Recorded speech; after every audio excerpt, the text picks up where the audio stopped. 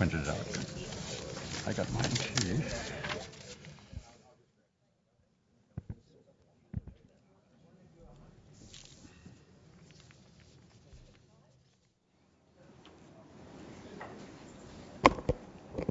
Good afternoon, everybody. Welcome back to our fourth in the series of Open Internet Roundtables we're having here at the Commission. A couple very quick housekeeping items. Please note the locations of the exits in case of an emergency. We will be breaking here at about 4:30 p.m. Is it our intended time to finish today? For those watching this live at fcc.gov/live, please send your questions to roundtables at fcc.gov or on Twitter using hashtag FCCRoundtables. And for those of you here in person, there are question cards that will be distributed by Commission staff and then picked up throughout the panel. And with that, it's my pleasure to introduce Chairman Wheeler. Thank you, Eric. I just wanted to come back and begin this session by thanking all of the participants who have come here to contribute their valuable time, but more importantly, their invaluable knowledge, what's between their ears. I'm particularly happy to welcome Henning back. I was saying to Scott, who now has Henning's old job, that this is really like the once and future king right here in front of us right now. We're going to focus this afternoon on the technological aspects of open internet. I'm very optimistic about this panel. Any of you who are here this morning, you heard one of the panelists this morning, and I'm going to quote, this is so significant. One of the panelists said, quote, "The more you empower engineers, the better things will be." So, don't feel any pressure, folks. Okay, the scene has been set for you. There's serious technical issues that get involved with this, and we're grateful that you all are here to participate. We're also grateful for those of you who are out there in Webland. Interesting, I asked before I came up here to get a sample of places where people have been reaching out to us on either Twitter or email, and that address is on the screen. But our input and involvement from across America have been as diverse as Cedar Rapids, Iowa, Laramie, Wyoming, Roseville, California, Fayetteville, New York, Minneapolis, Fort Worth, Masonville, Colorado, Boston, Lake Panscoffy, Florida,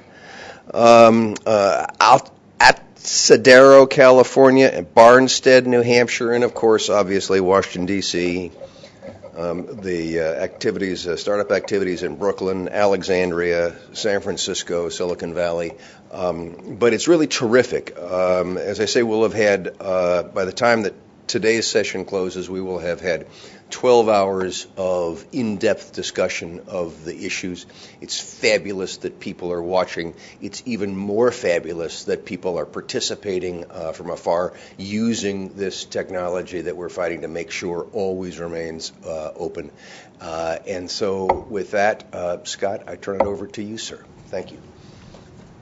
Thank you very much, Mr. Chairman. I'd like to begin by welcoming everybody to the Federal Communications Commission and our Open Internet Roundtable on technological aspects of an open internet. In particular, I would like to thank our distinguished panelists for being here today, along with all the members of the public who are here in person or watching live online. My name is Scott Jordan, and I'm the FCC's Chief Technologist.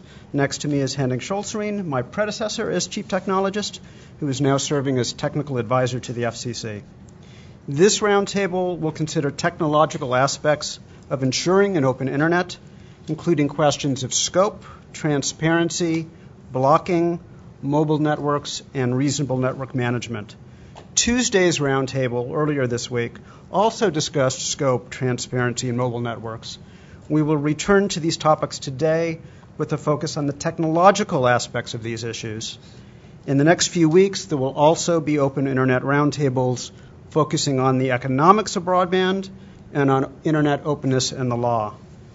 We're going to begin today by asking each of our panelists to give a very brief opening statement. Then Hennig and I will moderate a conversation among the panelists. We'll consider a series of questions that we have prepared, and we'll also incorporate questions we receive from the public via written cards, email, and tweets. We will have one break that will occur at about 3 o'clock. We will talk about scope and transparency before then, and we'll return to blocking mobile networks and reasonable network management after the break. One important note, as with the earlier sessions, questions from the audience, both those in person and those watching online. By submitting a question, you'll be making a filing in an official FCC proceeding. All the information you submit, including names, address, and other personal information, will be publicly available online. With that, we will begin with Hennig introducing the members of our panel and asking them to each make a brief opening statement. Thank you, Scott. Again, I'd like to add my appreciation that on very short notice, you all gracefully agreed to serve on the panel. We tried to find a very broad mix. People who are very much involved in providing the infrastructure that makes both landline and mobile networks work. People who are more at the application layer, at the network layer, operational networks today, networks like Internet 2 that in some aspects explore what future network applications and technologies might look like, as well as faculty who have, one supposes, the benefit of looking beyond the day-to-day business in a more systematic and maybe also more long-term way at how the Internet has evolved, might evolve, and what are some of the key challenges are that we have to address. I briefly introduce each of the panelists, and then each will have a few minutes to make some opening remarks. We start out with Don Bowman, who's the founder, actually, and currently CTO of Sandvine, a market leader in intelligent broadband services. Next to him, we have Al Jetty, who's the head of North American standards for Nokia Networks, and whose responsibilities include regional cellular issues such as Spectrum and Kalia, wireless priority services, and 911 in North America. Jim Carosi is a distinguished professor of computer science at the University of Massachusetts Amherst, working on a broad range of networking topics for many, many years. And Clara Nausted is the Ralph and Catherine Fisher Professor, also at the Department of Computer Science at the University of Illinois at Urbana-Champaign, and she has had a long engagement with multimedia issues, both professionally, with professional societies, as well as in her own research. Andrew Pyle is the Chief Technology Officer at Vimeo, and he oversees the video platform engineering teams. And then we have Hans-Jürgen Schmidtke, who's the Vice President of Product Management in Juniper Network. And finally, Stephen Wolf, who's the Interim Vice President and Chief Technology Officer at Internet 2, an academic and research network responsible for investigating technology futures to support high-performance cyber infrastructure for the U.S. higher education community. And Don, I think you're first alphabetically. Okay. So thanks very much. So as a opening statement, I thought I would just share sort of my perspective. So this is a technology panel, so we're not really giving opinions. We're talking about facts. So Sandvine is the market leader in intelligent broadband. We have roughly 300 customers in 90 countries, and I personally have visited quite a few of them. And they vary a lot, but they have a couple things in common. All of them provide a consumer internet experience, regardless of access technology. So that includes mobile and fixed and satellite and variety of others. And what they do with our systems, which is where our perspective comes from, is three main things. The first is business intelligence. They use our systems to measure the delivered quality of the internet experience. They use our systems to help them understand the capacity needs of their network and where to build it out. They use our systems to help them build charging plans to maximize their profits, etc. The second thing they do with our systems is usage-based billing. So a lot of our perspective comes in both the mobile and fixed space from how they build their charging plans. whether those be application-based, as we see in some markets, or they be simple volume-based, or they be time-based, for example, a day pass.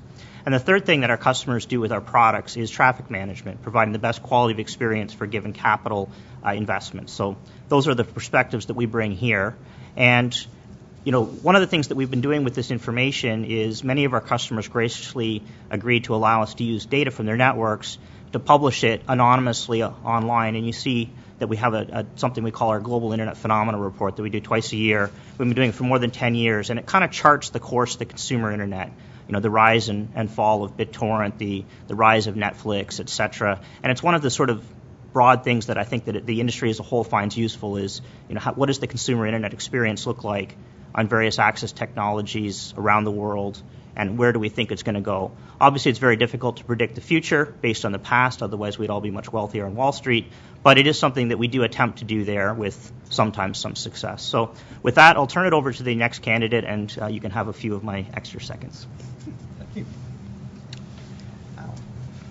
Okay, thank you very much, Don. I'd like to first off thank the FCC, Chairman Wheeler, Henning, and Scott for the opportunity to be here to talk about this important topic today. Nokia supports many of the aspects of net neutrality, such as blocking and transparency. The mobile wireless industry wants to keep customers satisfied with their mobile broadband experience. However, mobile broadband is quite different from wireline. Some aspects of net neutrality, such as requiring a minimum data rate for users, are not practical or even possible to achieve in a mobile environment. Some of the unique aspects of mobile broadband include providing coverage to users in a poor radio environment. We've all experienced drop calls. These are mostly due to radio coverage issues that do not exist with a wireline system. Dealing with congestion in the radio networks. Operators have a limited amount of spectrum that needs to be shared amongst all active users in that cell. Rapidly changing radio environments, where the base station receives updated radio channel information and allocates resources on a millisecond by millisecond basis. And mobility of users throughout the network and managing network resources for this dynamic environment. A wireless operator is limited by spectrum, technology, and cell sites. Today, mobile broadband provides an informed information service in a fiercely competitive industry, with most Americans having a choice of 4 different service providers or more. The competitive nature of the market alone ensures cellular operators provide an extremely good user experience. Mobile systems need flexibility to manage the scheduling of users, handover, load balancing, and other issues in their network. They are severely constrained by limited spectrum, which is also rather expensive. For the benefits of the market and the consumer, we should allow the mobile industry to develop innovative services and product offerings as we evolve to the Internet of Things. Thank you. Thank you. Jim? Hi, my name is Jim Carosa. I'm from the University of Massachusetts, and I'd also like to thank Chairman Wheeler and Henning and Scott for the opportunity to be here. I think either Scott or Henning cast we academics here as being forward-looking, so maybe I'll just say that a couple of the topics that I'm hoping we'll be able to touch on in the discussions today are maybe a little bit more forward-looking topics. The first has to do with the increasing role of both computation and storage within the network, and the notion that increasingly services that are being delivered through an interconnection of computation, storage, and transmission at the edge of the network. I think that's a phenomenon we've certainly seen the rise of since 2010, and I think we'll see even an acceleration of that into the future. The second topic is actually closely related to that, and that has to do with how those kinds of services that might integrate both transmission, computation, and storage are actually provided, if they're provided by a single vertically integrated entity versus over-the-top or multiple providers of different services working together. And then finally, I think we'll be talking a lot about quality of service today, and I think there's we like to be able to say, well, quality of service is this particular measure, and either you're above or below it. And something I'm hoping we're going to be able to discuss has to do with the question of a trade-off. So, for example, if we think about how long a video takes to download or a page from a website takes to download, what's the trade-off between stickiness for that particular provider or stickiness to that particular site? When we talk about quality of experience, not just being black and white, but being more trade-off, and hoping we can touch on that. And again, thank you for inviting me here. Hi, thank you very much for the invitation as well.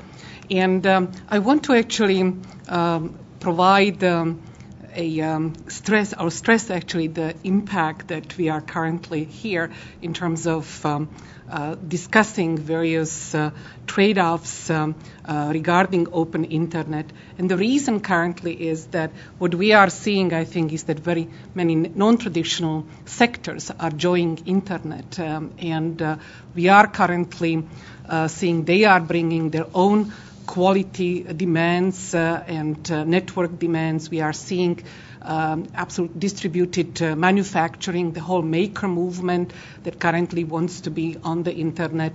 We are seeing healthcare, new type of services that are going to be on the internet, providing not only the demand on beyond the medical health records, but basically on your mobile phones there are going to be medical records, and the question is how do we provide quality here. Power grid, of course, critical infrastructures beyond the infrastructure, traditional generation, transmission, distributions required. These are currently microgrids that are currently coming on the internet with critical quality of service demand. We are seeing huge amount of diverse devices that currently are joining actually internet, and again have incredible diversity in quality of service, from 3D cameras, high definition television, mobile television, to basically medical devices, Google glasses that currently are coming.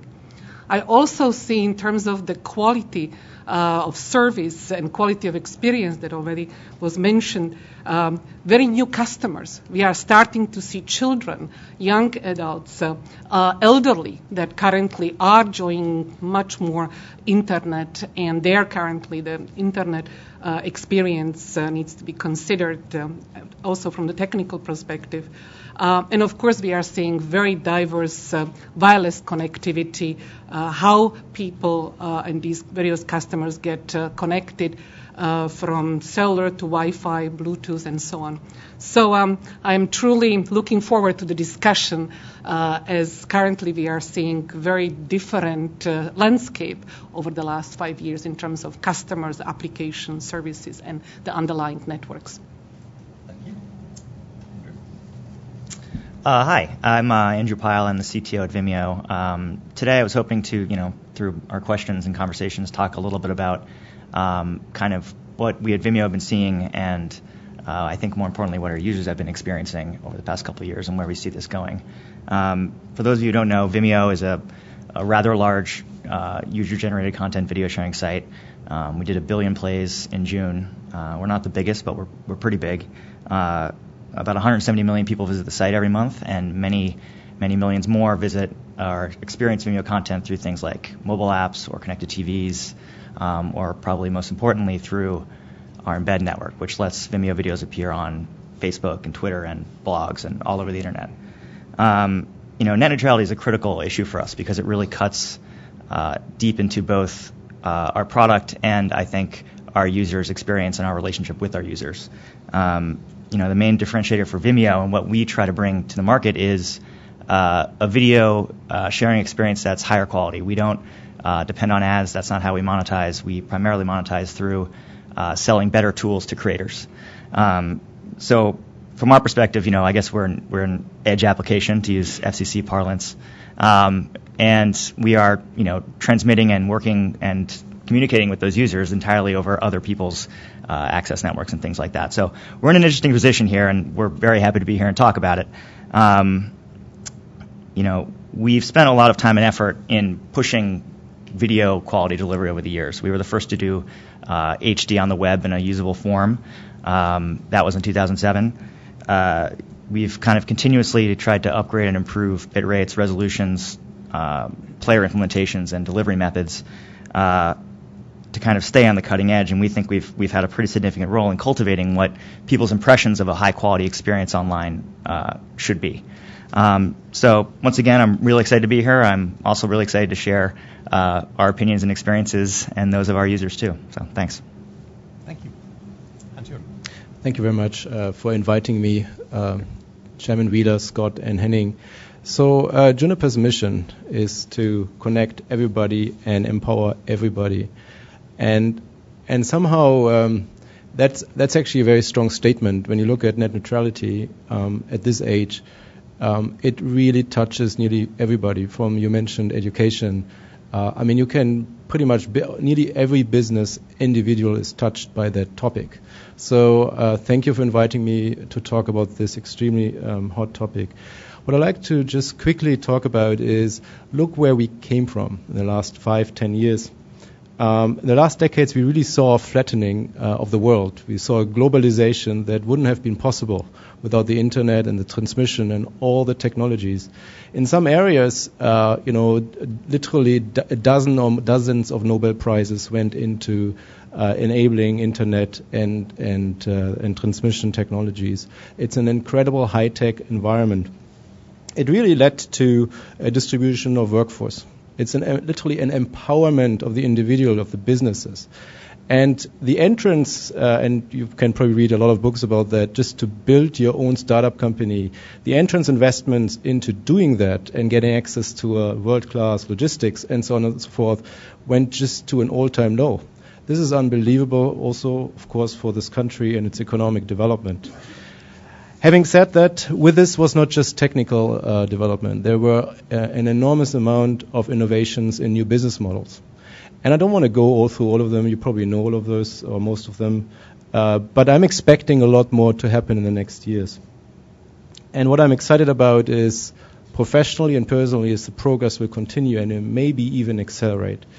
We see that, of course, the engine Moore's law, right, the amount of the powerfulness of the chips will just continue, at least for the next 5 to 10 years, and deliver us new ASIC designs, more powerful routers, more powerful switches.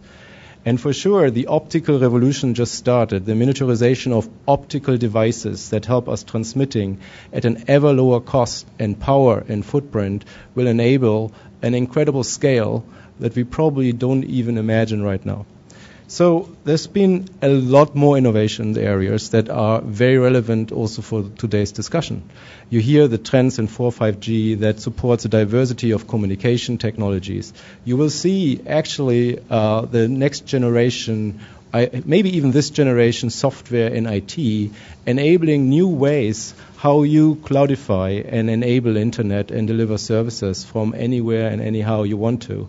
So an incredible, intelligent, we call it in my company, high IQ network that will actually, on one end, revolutionize operation, on the other end, probably revolutionize business models that we don't even anticipate. Moving forward, I believe that this will impact everybody, individuals, economy, and so on and so forth. And you just said it, right? I resonate on things like education, looking at my own children, and just was thinking about that. They already do social networking. They are less than 10 years old and learn like crazy. So you can deliver world-class education to any place if you have broadband. So with this said, thank you very much for inviting me. Good afternoon. Some of you may be wondering who I am and what on earth is Internet 2. To answer the first question, 28 years ago, I directed the fledgling computer networking program at the National Science Foundation. That same year, the first nationwide computer network dedicated for use by the U.S. higher education community, NSFNet, came online at the then state-of-the-art speed of 56 kilobits per second. Initially restricted to traffic serving the purposes of higher education and research, the NSFNet was opened to commercial traffic by an act of Congress in 1992. On the basis of Metcalfe's law that the value of a network increases as the power of the number of connectors, NSFNet connected local and regional networks, those carrying both commercial as well as research and education traffic, which could then operate at national scale. And with Mark Andreessen's introduction of the Mosaic browser in 1993, the Internet was off and running, largely over NSFNet. In 1996, when it became clear that NSF would not continue to support NSFNet, 36 of the nation's leading research universities formed a membership organization called Internet 2, and with support of industrial partners built a replacement nationwide network. Today, Internet 2 has 263 higher education members and nearly 200 industry, regional network, nonprofit, and government agency members who share Internet 2's common commitment to cyber infrastructure that supports research and higher education. Internet 2 operates a nationwide network which, through a system of collaborating independent state and regional networks, interconnects our member institutions. In addition, by agreement with national research and education networks in more than 50 countries around the world, Internet 2 supports research and education that is increasingly global in nature. For example, we provided the national scale infrastructure that distributed data from the Large Hadron Collider to dozens of U.S. universities in the search for the Higgs boson. Since its inception as the 56 kilobit per second NSFNet, the Internet 2 network has been upgraded in speed actually somewhat faster than the Moore's Law rate, and it now operates at 100 gigabits per second. By continually providing abundant bandwidth, Internet 2 has avoided the politics of scarcity and the no-restraints campus network environment, which even from dorm rooms gave us Facebook, Yahoo, Google, and a host of other Internet innovations, is again poised to deliver new and transformative solutions. And from the first NSFNet, when it was, to paraphrase Henry Ford, any protocol you want as long as it's IP, today's network technology not only gives providers a bigger toolkit to tune the network and optimize delivery of their applications and services, it empowers the end user to innovate, to measure, to inspire, and to control. Thank you, Henning and Chairman Wheeler, for the opportunity to present today, and I look forward to the discussion. Thank you. Thank you, everyone, for insightful initial remarks. You essentially already laid the groundwork by your comments to our first more in-depth discussion that I'd like to start out with. One of the issues that I think we struggle a lot with is that we had, in some sense, a similar discussion on open internet issues about 5 years ago, 2009 into 2010, leading to the first open internet report in order. And some of the arguments that we hear today are recognizable, others are new. But what I'd like to explore today here as part of our first section is what have we learned in 5 years? Steve, you alluded to that a little bit, and others as well. I don't think the internet is unrecognizable for somebody who would suddenly go to sleep in 2009 and awake now. But it is certainly a very different one in that, and not just because of the abundance of cats on the internet. But the other aspect, and I'll invite anybody who wants to talk to those aspects, is if we look back 5 years, can we also look forward to 5 years, which I would see as kind of probably the minimum no modification lifetime sort of side that you would probably want, sort of say the warranty period for any new order. We'll have to change it eventually, but hopefully it will last without showing too much wear and tear for the first 5 years. So what could we anticipate? And I've heard a few issues mentioned already. I think we have heard a lot about the emergence of DOCSIS 3, maybe 4K video to talk about the video realm, maybe certainly heterogeneous networks. I think you mentioned aspects of that as well in that. Are there other technology developments that we should be aware of that are likely going to be significantly change what we're going to be seeing by, say, 2019, 2020? in that. So I invite both on the application side, how have applications changed? I think you talked about that a little bit, as well as how are they likely to change beyond kind of the well-known, say, the emergence of entertainment video that I think we're all familiar with in that. And since it was also mentioned, the Internet of Things, you mentioned, Clara mentioned it briefly, and I think as well, is it's certainly a new application that has received a lot of attention, but do we see in those applications looking forward that it is essentially a latency-sensitive application like voice over IP and the network layer and below, or does it pose fundamentally new challenges to network architecture, network management, and other aspects? We'll certainly talk about some of the network management aspects later. I'm just trying to explore the broad spectrum. Given all those, anybody would want to start? Let's start with the application side. Maybe we should structure a discussion a little bit. Anybody want to speculate or look back as to what we've seen over the past few years? I can start if you want. Don. So the biggest single change we've seen in the last 5 years is the switch in consumer behavior to real-time entertainment. So in 2009, certainly streaming wasn't a foreign concept, but the idea that a broad swath of the population would deliver a primary entertainment experience without downloading things was not yet upon us. And that's driven a lot of things. It's driven a lot of investment. It's driven a lot of consolidation in how things interconnect. It's driven a higher peak to trough ratio in bandwidth. So some would argue it's made the networks less efficient because you build a network for its peak, not its average utilization. So that's been one of the biggest changes that we've seen. The biggest change we've seen, obviously, in mobile, certainly mobile internet was not an unheard of concept in 2009. A lot of us had smartphones and so on. But the mobile has really driven a huge pace there. LTE has come online in that time. Screens have gotten so big that people's fashions have changed, so they have pockets that are now quite large.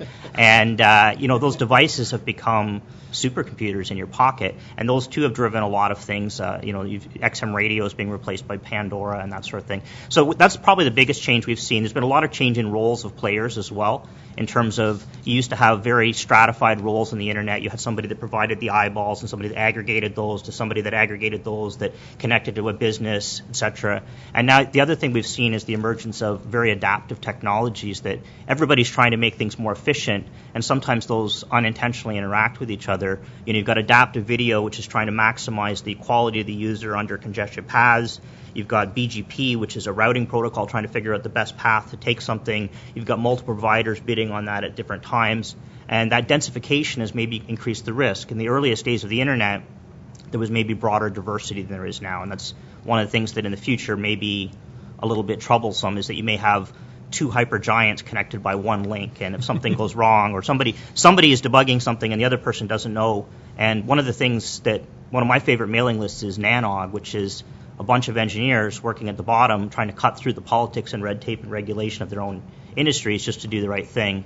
And I think that's, the opening comment about let engineers do their job. That's my opinion. Those guys are what's going to keep us safe. So that's my. Clara? So regarding some of the new applications that currently I think are coming is really to improve the experience of video and entertainment. So for example, it's not going to be anymore only audio and video, but it might be smell, it might be pressure, right? You might basically be in a home sort of environment where you currently are much more immersed with respect to your entertainment performance.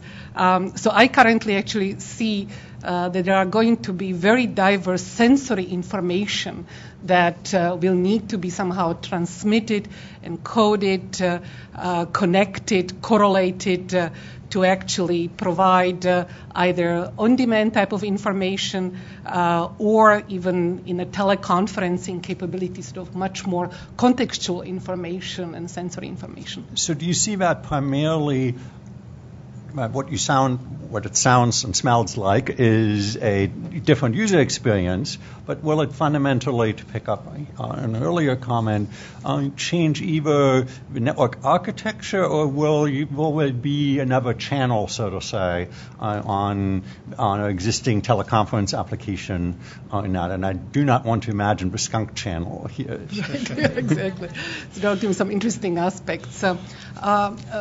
It's a good question. The interesting thing that we are currently seeing in some of these immersive systems that are experimented with in labs, various universities, is that this particular traffic from the very different types of sensors has very different characteristics. And so the question currently for me is, will we currently provide different quality of service and then synchronization for these particular sensors, video, very, very different types of sensor data than audio, but then, for example, your mobility type of sensor data or your other sort of type of sensor data. Or do you currently multiplex it and basically provide the quality of the maximum requirement that you need for that? I think this particular question will also come in this multisensory type of application in telehealth and other applications. And there currently we might need to have truly a discussion, how do we provide these very different latency frequencies that this particular sensor data need to be, as well as bandwidth requirements that they have. So I'm currently sort of open to any discussion if it will change the architecture. So when you asked this question around what changed in the last 5 years, I thought, oh my God, are we going to stop tomorrow with the discussion? Because in the last 5 years was a dramatic shift. When you look at the cloudification of the internet. I mean, the infrastructure as a service or the software as a service deliveries, and all the productive and very profitable companies, I don't need to name them here, spinning off that, just go to Silicon Valley, you will see that there's an entire industry spinning off this element that actually might have been founded earlier than 5 years ago, but really, really grew to significance and size in the last 5 years. Look at pretty much every large company in Silicon Valley is doing some level of hosted services. This delivery of application in its form is new, and I believe there have been some starting points before 2009. We can argue about that, but when you just take the accumulated revenue and profit that these companies and jobs these companies are producing, it's enormous. So this is earth-shattering, if you ask me, and from my perspective, just the beginning.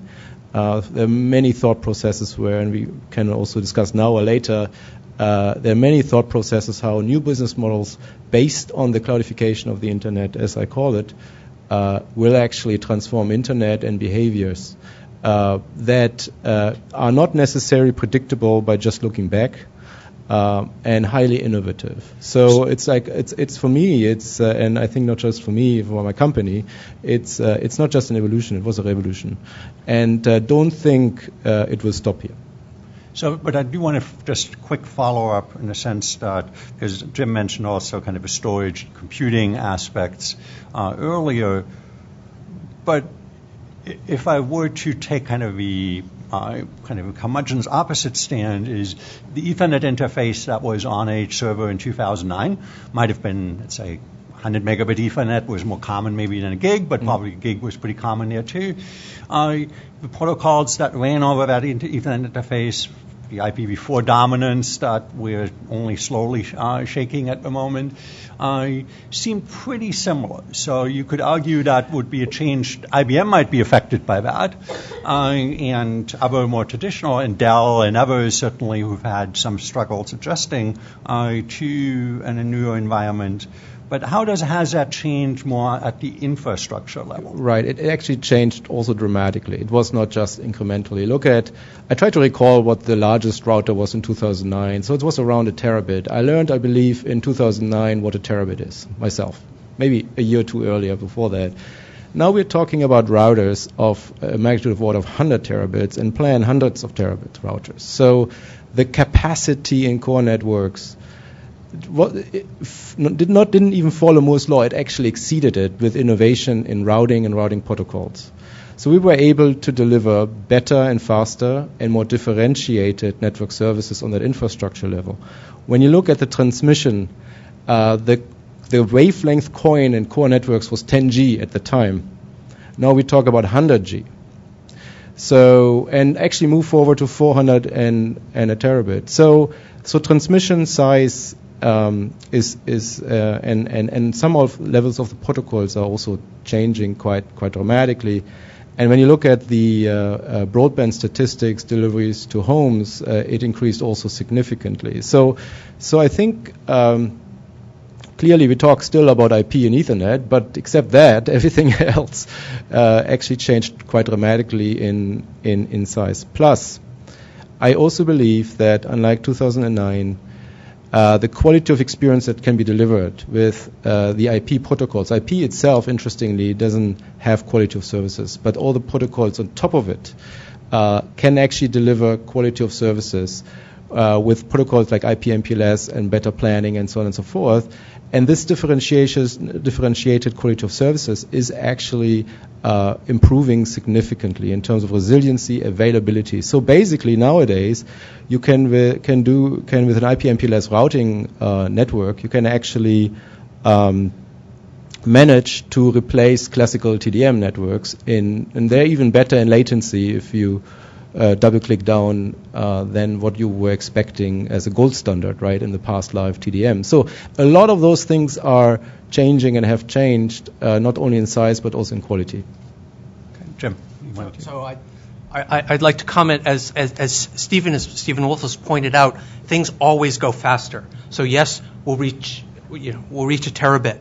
But I think when Hans-Jürgen talked about the cloudification, it's not things going faster. It's a fundamental restructuring of what end-to-end applications mean. And so when I, in my opening comments, talked about sort of the convergence of computation, communication, and storage, when you think about an end-to-end service, it's not just a transmission facility anymore, because where you put the computation can alleviate actually how much transmission bandwidth you actually need, and similarly with storage. So I think when you think about an end-to-end service, there are multiple ways to build that kind of service, and they probably involve computation, storage, and bandwidth, and where you place those various pieces will have a big impact on how much of this you need versus how much of this and how much of this. So I would agree with you. Cloudification is the big thing, but not because things are going faster. Actually, if I may, I agree with you. This rebalancing of functions, and that is always somewhat forgotten when you look into the past. The rebalancing of function of storage, transmission, compute, routing, and switching is continuously happening over the last decades, but it's enabled, right, yes, by the infrastructure drivers and its underlying cost. Because it's very difficult to predict how a transmission cost changes versus a storage cost versus and that will actually has enabled, that you can actually put now data centers somewhere on the polar circle, right, and store because cooling is cheaper, because the transmission cost is so much cheaper. So rebalancing of functions is driven out of rebalancing of those big network functions driven out of the elements. And I was asked about the elements, okay, right? And so, but I agree with you. This is the biggest rebalancing of functions, and we will see those continuing, especially with the new software stacks we are building that allows you to apply those functions very dynamically and very agile across the network. So, Jim, do you view those advances in what a lot of people would call cloud services, but you're referring to also as distributed computation, do you view that as putting additional pressure on the importance of internet openness for a user to be able to access what they want across the internet? Do the additional requirements of quality of service put additional pressure on being able to compose services end-to-end rather than just having them in one location? Right. I think really it's the last point that you made. In order to compose services, if you need multiple functions or you need multiple capabilities, so you need computation, you need storage, you need bandwidth, where you get those and Do you get them from separate providers? Is it just one provider who has a vertically integrated stack all the way down from video and computation and storage and access to content all the way down to the transmission facility? So that's one sort of end of the spectrum, and the other is where you go get pieces from different providers. So I might get my computation and storage here, and I'll go get my bandwidth here, and the content is something else. And then the interfaces there become very important. And there may be providers who are vertically integrated but also want to offer infrastructure that has open interfaces so others can build on top of that. And I think those interfaces then become very important. I guess the point I wanted to make, the sort of the higher order bit, as we would say, point that I wanted to make is that I think it does go beyond just transmission. Yes. And we'll certainly dive into network management, traffic management later. But it would be interesting if any of you want to picture what those interfaces might look like and how the user may try to interact with these services and applications. That would be helpful to us. Is there, in particular, to follow up on that, is there potential? I mean, one of my underlying concerns for all of your Internet discussion certainly is to enable third parties that are not directly in the metal and Ethernet and optics business to innovate and provide new services to consumers, small businesses, education, and so on. Is there a concern that you or others see that those components that are beyond traditional transmission could become a non-replaceable bottleneck? Jim, you seem to hint at that a little bit, as in would be an additional facility that would be critical for a new entrant to offer, say, video services, to pick on one of our panelists here as well. Or do you see those, since Hans-Jürgen just said, is because transmission has gotten so much cheaper, geography, leaving speed of light aside, you have much more flexibility than you might have had, say, 5 years ago. So you have more choices so that there aren't as many structural bottlenecks. I'm curious as to, in an open Internet context, how you see that change affecting potential concerns. Maybe I'll just add one thing on that. So, we've talked a lot about transmission and bandwidth and speed of light, but the two of the commodities, so we've kind of got, I don't want to say bandwidth is solved, but people have a clear line of sight to solving bandwidth. Two of the commodities that are being worked on today are consistency and latency. And some of those do require structural changes to solve. If you look at one of the biggest things LTE did for us, it wasn't that it was faster, it's just much lower latency. It makes the experience of browsing the web way better. Your web page doesn't load faster because it's 40 megabits instead of 4. It loads faster because it's 10 milliseconds instead of 100 milliseconds. And that required taking some components and getting rid of them. It means, in other cases, in a fixed line environment, it may mean taking certain players and getting rid of them. You may not have the deep depth there. When you take your storage and you move it apart from your compute, that's one of the things that they struggle with is latency really matters there. It dramatically lowers the performance of things like an ACID database. And that is an architectural change that's been underway for a while. And the lower the latency and the more consistent, the more everybody will be happy, in my opinion. Anybody else wanted to add to that before we move on? I want to comment on, you mentioned some of the interfaces.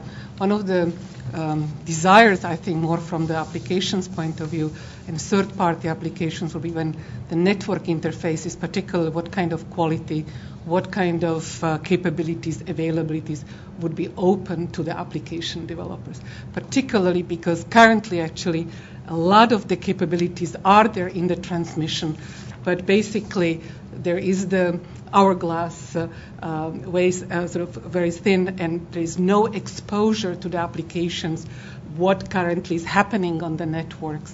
And therefore, actually, many of the multimedia applications, for example, redo a lot of the functionalities that already may be happening. So you might actually hold that thought, because that's clearly, we're going to be diving into that in the transparency realm. That seems very much on point for that.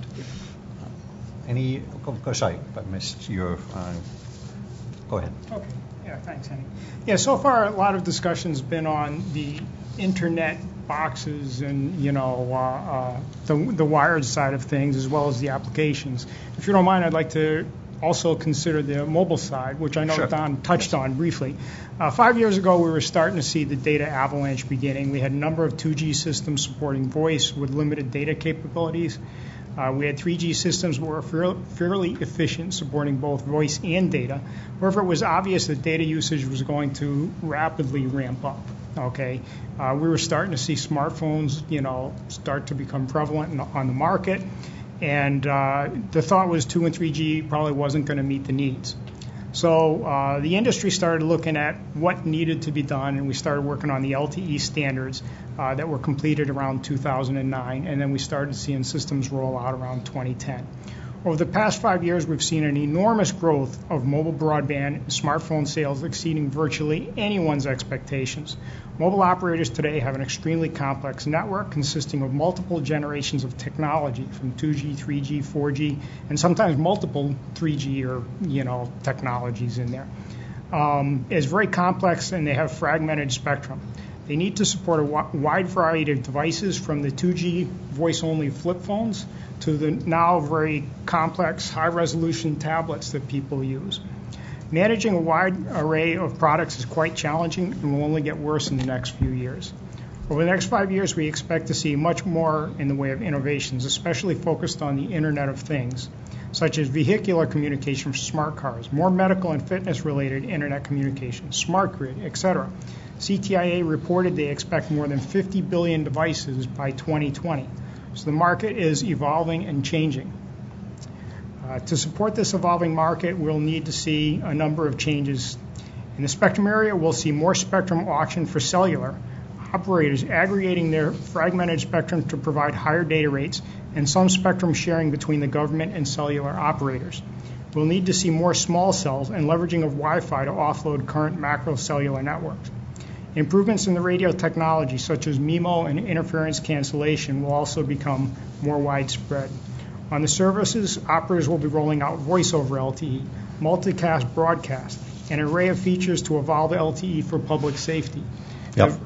Okay. Let me just, because you raised a very important topic, and we don't want to lose track of mobile, even though I suspect we'll have probably a few more people whose at least heritage is on the fiber side of the house. As we look forward 5 years particularly, you mentioned kind of indirectly refarming, more of a convergence of technologies towards 4G because of spectrum and smartphone transition.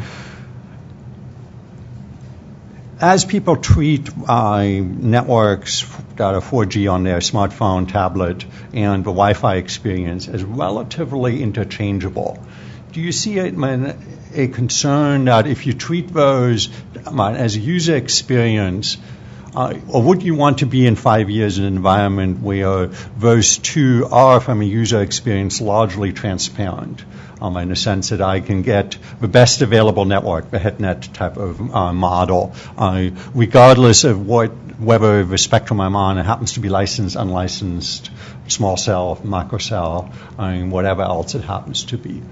Or do you still see a kind of a second tier where when I'm mobile I only get a limited experience and I wait until I get video when I'm in Wi-Fi range otherwise? So that seems to be two fundamentally different visions of a network. Well, when you look at your data rates that you're going to get on your phone, okay, whether you're on Wi-Fi or LTE or whatever, a lot of it depends on the channel that you're on. I mean, how good of a quality of the channel is. If you're on LTE with, excellent channel, you're going to be able to get, phenomenal data rates. Perhaps you can get, 50 or more megabits per second, which is probably fine for most video. Okay, and again, if you're on Wi-Fi, if you're in a bad channel just on the edge of the cell with a lot of interference, your throughput's going to be much less. I was looking at a study in Korea, and also it's a similar problem in Tokyo, where there's some areas that have so many different Wi-Fi hotspots out there that they're just totally interfering with one another. And as they interfere, your throughput just dramatically, decreases to the point where, it's less than 20% of what your theoretical throughput would be. So I don't see that there's one solution. I think that operators are going to continue to leverage whatever access technologies they can use, and I think that they're going to try to better integrate Wi-Fi, and we're seeing more of that, so that your phone actually can be controlled to say, hey, you can get a better experience on Wi-Fi. Today, we want to provide the users with the best experience possible, and wherever that can be. So I want to follow up on Henning's question by asking, so Andrew, let me ask it from the point of view of an edge provider that offers video. Are you beginning to see a convergence in user expectations as they're going from, and I'm even going to give a third category, is they're on their 4G connection versus they're on their Wi-Fi connection versus they're on a wireline connection? Do you see expectations of the users converging? Do you see them paying more attention or less attention to what the underlying network transport is? The expectation is that they're converging. The expectation is definitely that they're converging. I mean, people via this kind of cloud concept are starting to definitely feel like there needs to be ubiquity of content for all of their things. I mean, the expectation, and you can do this on Vimeo today, is I could shoot a video right now, it could upload in the background, and I could watch it on my TV when I get home. People don't care about how that was transferred. They care about the venue in which it was captured and the venue in which it was consumed. So I think there's definitely research to support that people understand, for example, the limitations of watching full HD streaming video over a wireless network, or a mobile network for that matter. But I think people also feel that, in the past, since 2010, we've gone from pretty grainy internet video to pretty spectacular full-frame 4K video in people's browsers. 4G, I think, really changed the game, or LTE really changed the game for everyone. So people are expecting things to improve at that rate. For example, it's not only on the delivery and consumption side, it's also on the creation side. I mean, we're all walking around with 1080p cameras in our pockets now. That didn't exist 5 years ago. When Vimeo started, the biggest challenge we had was explaining to people how to hook up their digital camera to the computer over USB to get stuff off of it, or explain to them that they could even shoot video at all. And now we're in a place where we have more video than we know what to do with. So it's also kind of on this ingest side of, the 300 by 250, postage frame size stuff that I used to be able to capture on my phone is now 1080p video. People still expect that to work. That's actually an area where we face, in a lot of regards, more challenges, because we do pretty much control end-to-end the upload and ingest and transcode process for our product, but less on the delivery side, where we actually, utilize vendors and things like that. We want to close this section to move on, but Jim wanted to say just a quick. Well, actually, I wanted to protest the choice you gave us, Henning, because I think it's a false choice. Okay. Right? You said, do we care whether it's Wi-Fi or do we care whether it's 4G, LTE, for example? And I agree with Al that there are variabilities in that first hop, but that's just a first hop technology. So I'd come back to what Andrew just said, and I'd also ask the question, what lies behind that? Because if the cloudification is similar behind that and the content's equally available behind that, then fine, modulo what Al brought up about the local variability. But I think that question that you posed is a one-hop question, and the question is really an end-to-end question. And so it has to do, additionally to that first hop, what happens behind there? What are the peering arrangements between the providers, say, on the Wi-Fi side and the 4G side, to where you need to go to get content? And the device. And the device. Affects the user expectation a lot. Okay. I don't want to. Please go ahead. So that lays the groundwork for the next series of segments we're going to go through. And we'll come back later this afternoon to mobile, and we'll also come back to network management. But I want to spend about the next half an hour looking at the technical aspects of the various services that are provided over the Internet. The idea is that this discussion may help inform the Commission about the desired scope of the open Internet. There was some discussion of scope on Tuesday, and I want to come back to it, but I want to come back to it with a technological view of it. So I'd like to start with looking at broadband Internet access services that are provided to residential end users, and then we'll turn to looking at the edge provider view of it. So Stephen, let's start with a question for you. I want to look at when an end user or residential subscriber subscribes to a particular service tier from an internet service provider. And I'm wondering if you can talk about what you see is the obligation of that access internet service provider to the end user who subscribed to the service plan with respect to the traffic that the user is sending into the internet and the traffic that the user is requesting from other endpoints in the internet, and also what are the obligations with respect to the service rate. Just to kind of flush out, what is that relationship? What's the user paid for? What does the user expect? That's a gigantic question, Scott, which I can only begin to address. Clearly, if the user is to be able to express expectations, then there has to be a vehicle for that to happen. So it is, in my view, incumbent on the service provider to describe the services that are being provided, that may be provided, in a way that they are understandable by the customer and measurable, so that the customer can tell whether he or she's getting what they paid for. This is not common practice today, and as the FCC itself knows from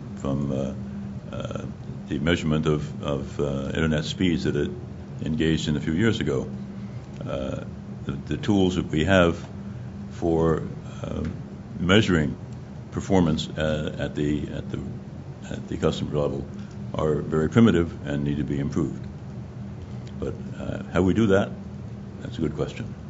So one view of that we often hear is that the contract between the user and their service provider through the service plan is that the ISP has essentially promised to transmit those packets to anywhere on the internet that they want to go, and also has promised to make arrangements with other ISPs so that any content the user wants flows back to them. And then the additional detail that you talked about on service rate. So here's kind of another version of the question that comes submitted to us over the internet. This one comes from Eric B. from Cedar Rapids, Iowa. And his version of the question is that ISPs have sold consumers a certain amount of bandwidth, and he wants to know why they need to get paid by certain websites if it fits within the bandwidth usage the customer was promised. And if, Stephen, you want to take a crack at that, or if anybody else wants to jump in. Question for Eric. It's a great question. I don't think websites should pay to deliver their content to end users. It's, again, the user expectation of what happens between them being in a web browser, the type of content they're consuming and how it got to them is pretty much irrelevant to them. One of the movements we've seen lately, since 2010 is definitely the browser vendors have gotten much better at, for example, HTML5 video. You're starting to see video migrate much more into this realm of vanilla HTTP delivery. It's got broader support. It's got better standardization. So the kind of we don't have 24 different Flash video players in our cache now when we go to different video serving websites. I think it's kind of normalized for what people are expecting, and so when you introduce any sort of variability there between providers, people tend to blame the provider, not their cable company, unless it's slow across the board.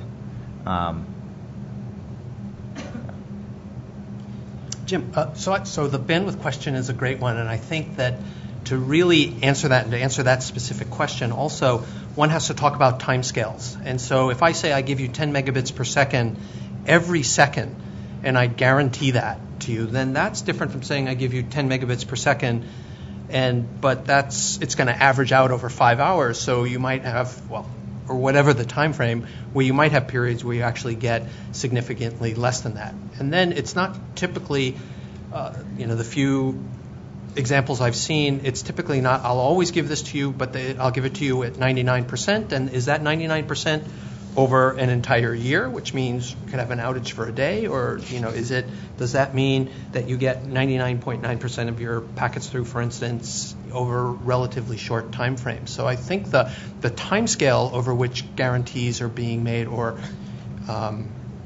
service contracts are being stated is incredibly important. So then I want to pivot a little bit, and I want to turn next to what the view is from the other side of the broadband internet service providers network. So Don, if we have an access ISP that has an interconnection agreement with another ISP, and I'm not going to worry too much about what the type of the interconnection agreement is, or they have an agreement to interconnect directly with an edge provider. What's the obligation of that access ISP to the other network with respect to traffic that's sent or desired by the ISP's residential subscriber? Right. So traditionally, the architecture was such that networks were architected. They made this sort of assumption that there was only oversubscription at the consumer edge, and there was an assumption made that the links that they had between networks were capable of delivering all of the capacity all the time, and usually would have multiple interconnect. So from me to a given destination and back, usually would have multiple paths. And if one of those paths was busy, it would try to take a different path. That's not actually how it works technically today. It doesn't really take busyness into its determination. The sender determines the path towards the receiver. So I determine how I get to the website. The website determines how it gets back to me hop by hop. So generally speaking, it's very difficult to size these things. I talked earlier about the adaptive nature. There's a problem right now where you have applications that suddenly become very popular, and there's a little bit of a time lag in getting new equipment and new links and so on in. And that's one of the obligations that, maybe it's written in the contracts there, but there isn't a sort of broad standard for, will I have that fixed by tomorrow or a month from tomorrow or a year from tomorrow.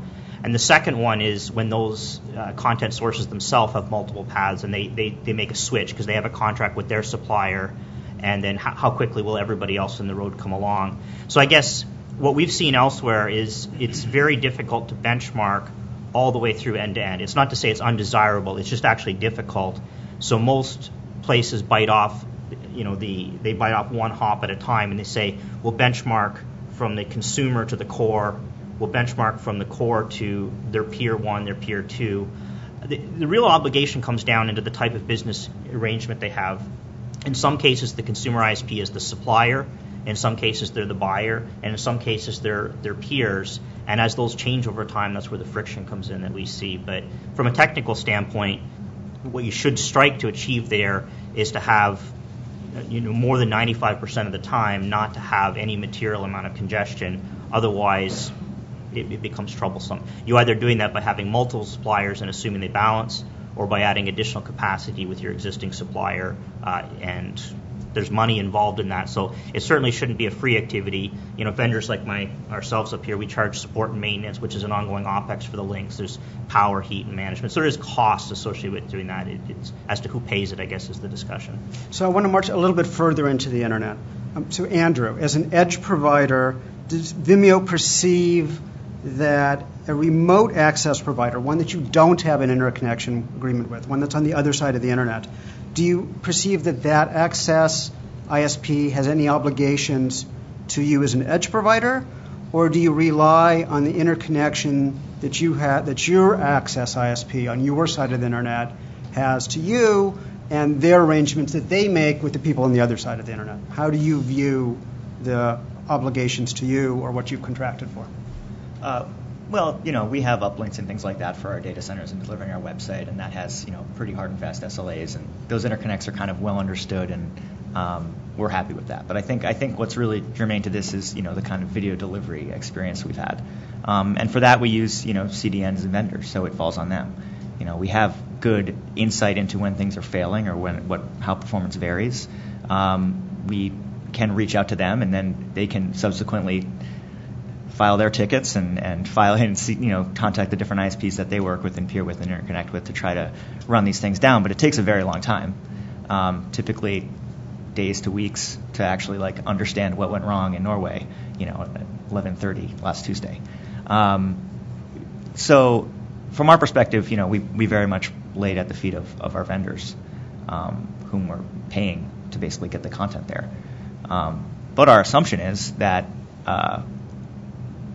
it will get there, and it should be getting there, and it should be getting there, with the same expedience and importance as other video providers, often who use the same vendors we do.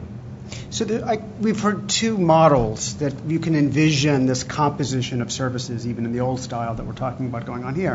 One is that the residential end user has purchased a service from their provider, and as part of that provider's promise to get packets to and from them wherever it goes.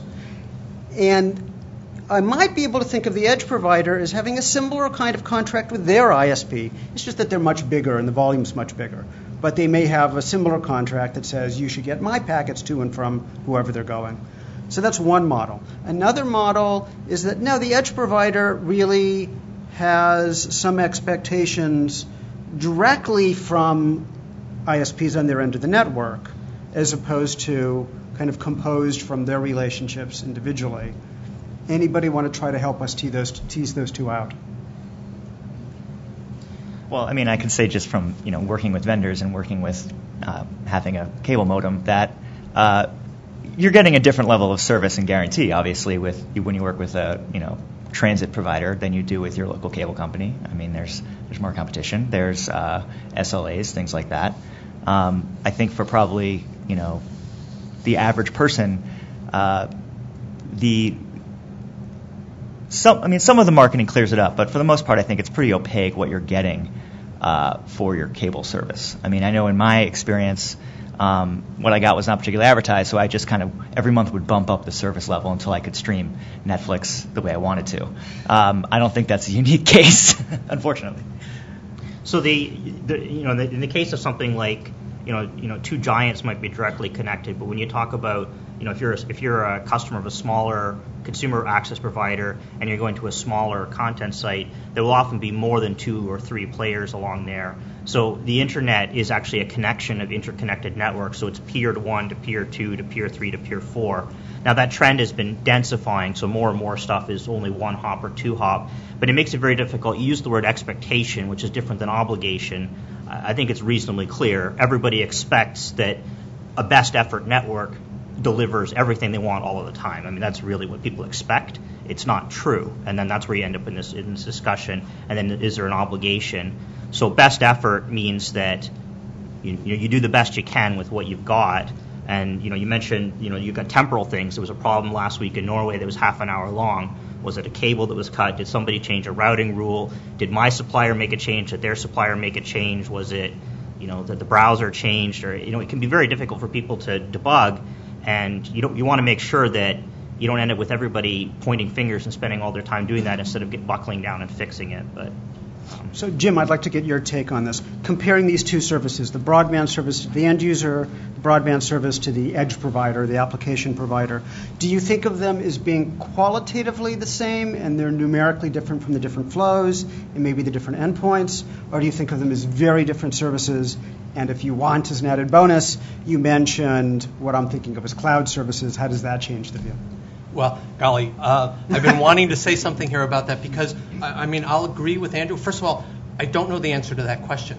I agree with Andrew in terms of as an end user in my home or on my smartphone, I have a pretty good understanding, and I think that's pretty well specified. I mean, you can go and look that up.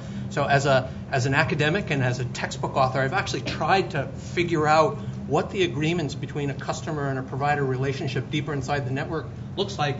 And everybody tells me, oh, that's confidential. So I'm not the person to ask, what two networks, when they interface with each other, what their SLAs look like. I'd love to hear that, actually. So, Hans, I'm going to challenge you for just a little bit of a different angle of the same thing. The services provided to the application providers, or to what we're calling edge providers, do those typically require individualized arrangements? Or is there a lot of commonality amongst them because of internet standards or because of industry practices? So this is actually a very complex question. So let me try to dissect it a little bit, this question. And if I misrepresent your question, please let me know. First of all, as being stated before, when you look at an application or network service delivery end-to-end, there are today, typically, this is guaranteed, if there's no more policies implied, it is guaranteed with over-provisioning. That costs money. Just, we need to be honest with each other. It costs money and peering points and end-to-end.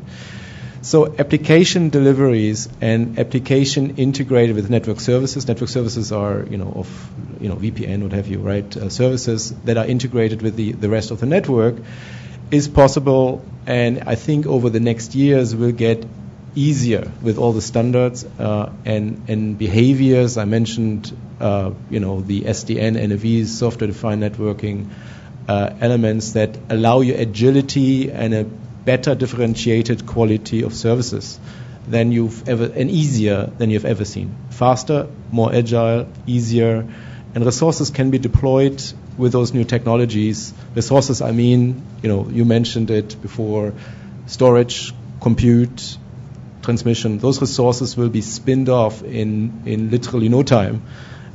So we will be able, over the next years, to make the internet with us more transparent, more agile, more effective, and allow also more automated peering policies. How that translates into the business arrangements between an edge and ISP and SP provider, I can't tell you. It's just that it might be, even ways there that we haven't envisioned. And so, from my perspective, technology allows you in the next years an incredible flexibility and ease of use of those arrangements end to end. And I think we don't want to, I believe, as an internet society or consumer necessarily, stop that type of business innovations to pan out. Let me dive into that just a little bit more. When I've talked to, you said competitive backbone providers, you mentioned that essentially they said we're not in the business of delaying or dropping packets because we deliver the packets that we committed to. That's our professional service, so to say, or our enterprise level service. And the major complaints that I hear about, if there are complaints about consumer networks, is essentially that the expectations have gone up. When it used to be for PCs that it was okay, you grumbled when you got a blue screen every once in a while. But that's just no longer acceptable. Mm-hmm. Crashes are just not something that you would put up with for an operating system. And so I wonder if we look forward to these type of, and I'd be curious about that, is the quality of service discussions is one where if the vast majority of traffic is video, 80% whatever it happens to be once we have, right. What do you deprioritize? At that point, the old model was that it was always, when you talk about quality of service, it was always about the winners. You never talked about the losers in the quality of service battle. So, and there was the notion video was web was the vast majority, and video was kind of an occasional thing that barely existed in the early days of quality of service discussions. But now that everybody expects their video to look as good as cable TV, type of HD video, whatever you want to use as a benchmark, what exactly does your agility mean as to who's going to lose out in that case? Okay, so I could make my life now very easy in saying it will depend on the business arrangements because somebody has to pay for it, correct? Let me expand a little bit on that technically, because I think there are a couple of points we should consider in those discussions also for the FCC moving forward. First of all, you're right. Expectations change. I literally see those expectations every day growing up in my family, right? You just see it in front of you and with yourself.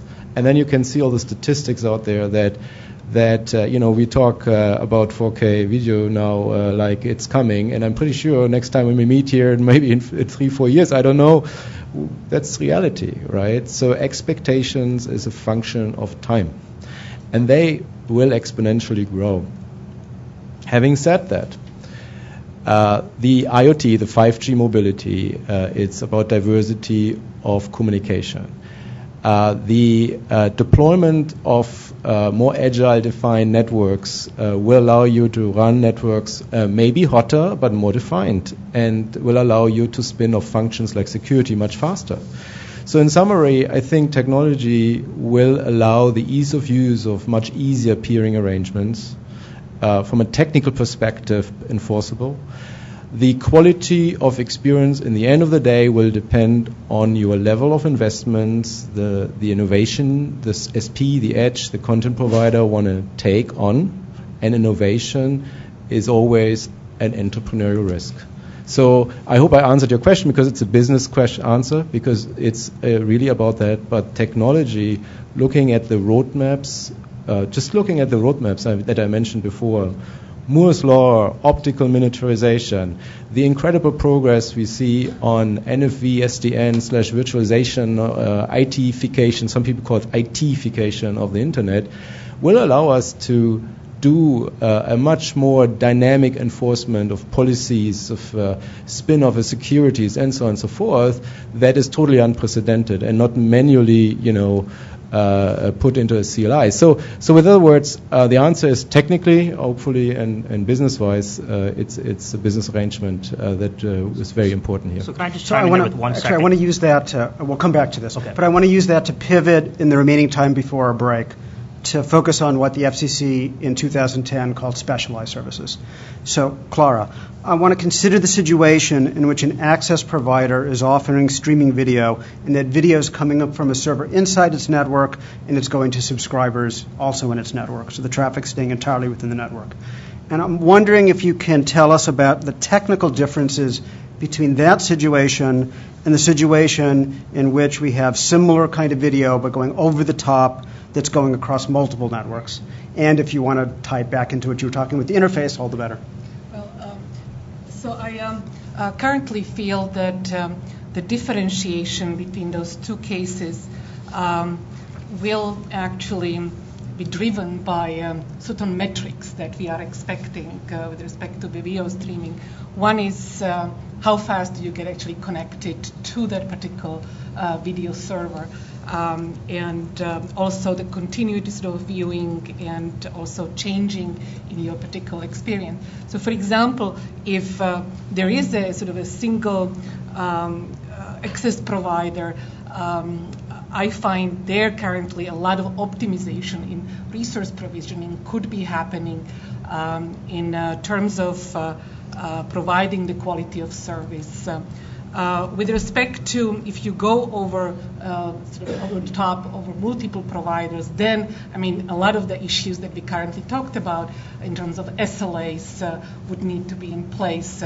Very often also many of the edge providers are then more hesitant to cache content, to store content somewhere in for security, privacy reasons. And so at least what I see is currently that much more the functionality that happens at the end systems to improve the video stream capabilities.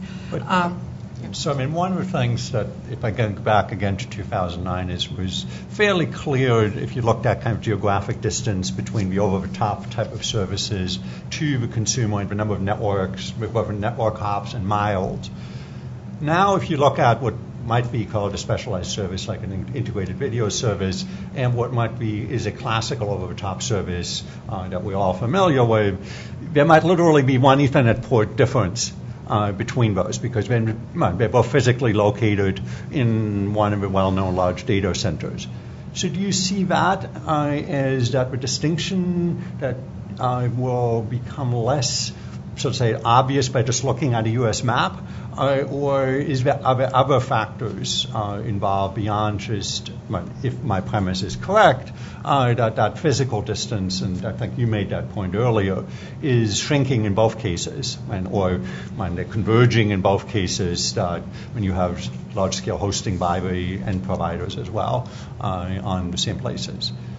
There are still other considerations in place, even if you ignore for a moment that, or if you grant for a moment that the distance itself and the number of hops may not differ all that much.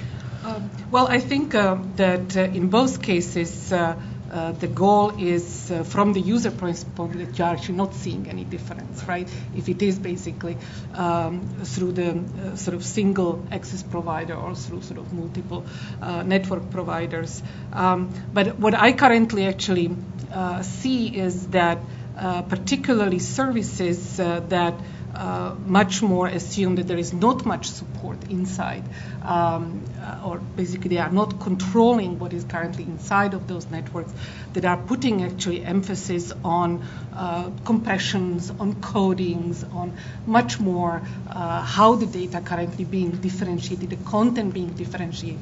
how the edge, the end systems currently can help rather than the network can help. One of the things actually I wanted to comment also that is happening, helping the quality of service discussion, is that many of the device providers, right, are starting to actually being converging towards being content providers, and some of them are even partnering then much more with the broadband access providers to actually have much more control to provide better quality of service, right? I mean, Apple and some of those other companies were producing the mobile phones as well as understanding then how one produces the content, Netflix, for example, and so on. So it's a interesting, I think, convergence, and I think because of the performance issues and working also with those access providers. So I want to bring Al and Andrew into the conversation, and I'll just tweak the example a little bit. So we're talking about video here, but let's suppose I was talking about voice over IP. I'm an end user. I want to be able to make high-quality telephone calls. The public switch telephone network in the future is merged into an IP infrastructure, and we're in that kind of a world.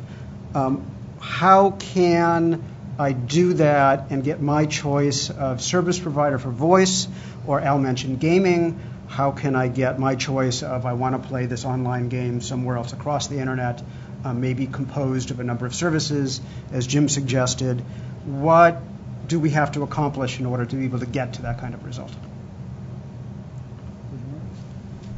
Okay, well, first off is I think Clara kind of had mentioned that if a network operator was hosting the service, they do have certain tweaks and levers that they can set to provide optimal performance. For LTE radio technology, there's something called QCI, QoS class identifier. And this actually is within the standard to help define your guaranteed bit rate if it's needed, or a non-guaranteed bit rate for best effort, latency, and other factors involved like packet loss. If it's within a network operator, they typically will be properly setting these QCI values for the bearer that gets set up. Unfortunately, we're finding a lot of over-the-top providers don't set these, and sometimes they're even encrypting packets, so it's very difficult for the operator to know what sort of QCI to assign for an over-the-top bearer. So, Andrew, let's suppose that what Al's discussing has happened, because it seems to be technically doable. Is the remaining bottleneck that we need to put the control in the user's hands or in the edge provider's hands so that they can turn on and get the good performance that they want for these more demanding applications like voice or video or gaming? Well, I mean, the finger by users is often pointed back at Vimeo. So, I mean, we spend a lot of time as an edge provider optimizing and choosing how we deliver something, under what circumstances, under what quality, and what delivery method. I mean, I talked a lot about this kind of like vanilla over-the-top HTTP delivery. We do that because that's what the browser vendors support, and it causes very little issue with transit, and it's kind of like any other web page, and it's a language everyone understands. So for us, it's like we're kind of the antithesis of a specialized service in that regard. But it does give us, or removes a lot of the control and a lot of the optimizations that we can do. And so we've kind of taken that on as a application problem to solve. Dash is coming in the next, for us anyway, in the next probably year and a half. It's out there, partially implemented in some other places. The browser vendors are going to have pretty robust support for it, and that's when you're going to see a new level of interesting optimizations going on from the application providers, where you can actually specify your own buffering algorithms. You can actually make much more intelligent decisions about how the network is actually performing and what should be delivered to the consumer. So from our perspective, we haven't had a lot of control because we've had to kind of go with the lowest common denominator type of delivery to achieve the maximum type of support. But that is getting better. So should we think of it as that the goal is to be able to get access to a wide, diversified range of application providers to those kind of mechanisms, and to put the control in the user's hands so that they can choose when they want to use it? Is that the goal? If I understand your question, Yeah, I mean, I think the goal is to, ultimately, I really think that the user should be making a kind of consumer decision. It's really on the application providers to provide a good experience. That's kind of. So let me just dive a little bit deeper, and I apologize if am I going too geeky here. When I look back, and when Jim and I certainly have been in that line of business, probably since the very beginning, when services like IntServe and DivServe first emerged, and Clara, I suspect as well, as concepts. What struck me, and this goes back to your remark earlier, Al, just that you mentioned, was when that effort started out, the assumption was essentially that either end, your server or the client, would indicate its preferences among multiple service classes, leaving aside the debate as to whether that mattered and all of the age-old quality of service debates. But there was an implied notion that there was a standardized, because, as you, I think, hinted at, you don't want to do that for every single transmission technology or transmission provider, that there was a standard way of doing a signaling of special demands that you would have low latency, since you mentioned latency as one of the issues. You seem to hint at almost that you would be happy to sort of say, listen to the application, but my understanding is currently most networks, for example, drop the DivServe bits on the floor so that even a willing application that would say, yeah, I'm a latency-sensitive application, and if you like to take that into account, that they don't have a good way, unless they're directly connected to the end provider, to make that happen. And so Hans-Jürgen might know that better. But what happened to user control on quality of service? Is it that the applications don't want it, or that network providers have found it to be operationally difficult, or something else? Well, following this discussion also for a while now, I haven't seen user control myself in my broadband. I don't know if anybody of you guys have ever dialed anything. I didn't. So, and I'm sorry about to interrupt. I didn't mean user control as in I would have kind of a turn the knob to 11 type of thing. Exactly. It would be more of the application, like Vimeo would design an application. So to your voice over IP is a single application, right? And it took a while to get that right. I don't know, 10 years ago, 8 years ago, 9 years ago. But now we're talking about a multitude of applications. I mean, literally, I don't know how many. I mean, every company that underrepresents has its own twist and spiel, right? And in those applications. So I think you might overburden the user quite a bit to dial his, every single application, his quality. He has an expectation and he wants to have met it, and it needs to be intrinsically built into the application. That's my view of the world. Still, having said that, as I mentioned before, differentiated service deliveries inside networks is happening, right? It's a matter of how this traffic is being classified. And that's, of course, not necessarily under the consumer's control, or you might not even know what's really happening in the network. And believe me, most of the consumers don't even want to know what's happening in the network. They just want to know that something is working. So if I go on an educational website or whatever, I want this video to show in no time, right? No latency, with the best quality of experience. But I'm not expecting anybody to change anything in the network from a consumer perspective. In the business side, though, there might be, high leverage applications that might be very different than the arrangements with the business and the service provider and maybe the application provider, where that might be necessary, that you actually intervene into the network. But at least, differentiated services and service deliveries, classifications of traffic, is actually common use today inside the network, but maybe not visible to the end user or business. So I want to give Jim the last words on this, and then we're going to move over to the break. But I want Jim to chime in because he's been involved in these kind of quality of service standards for a long time. Well, I guess the first point that I wanted to make is that when we talk about adaptation from the end, we should talk about, is it the end user, is it the application? And certainly, Andrew talked about Dash, for example. So there's lots of examples already where we have adaptive end systems, adaptive applications, where it's built into the application itself to try to find, for instance, a good instance of a piece of content at a given encoding rate, and that's where it will be retrieved from. And if that path gets congested, I'll try it somewhere else. So I think there is a lot of adaptivity.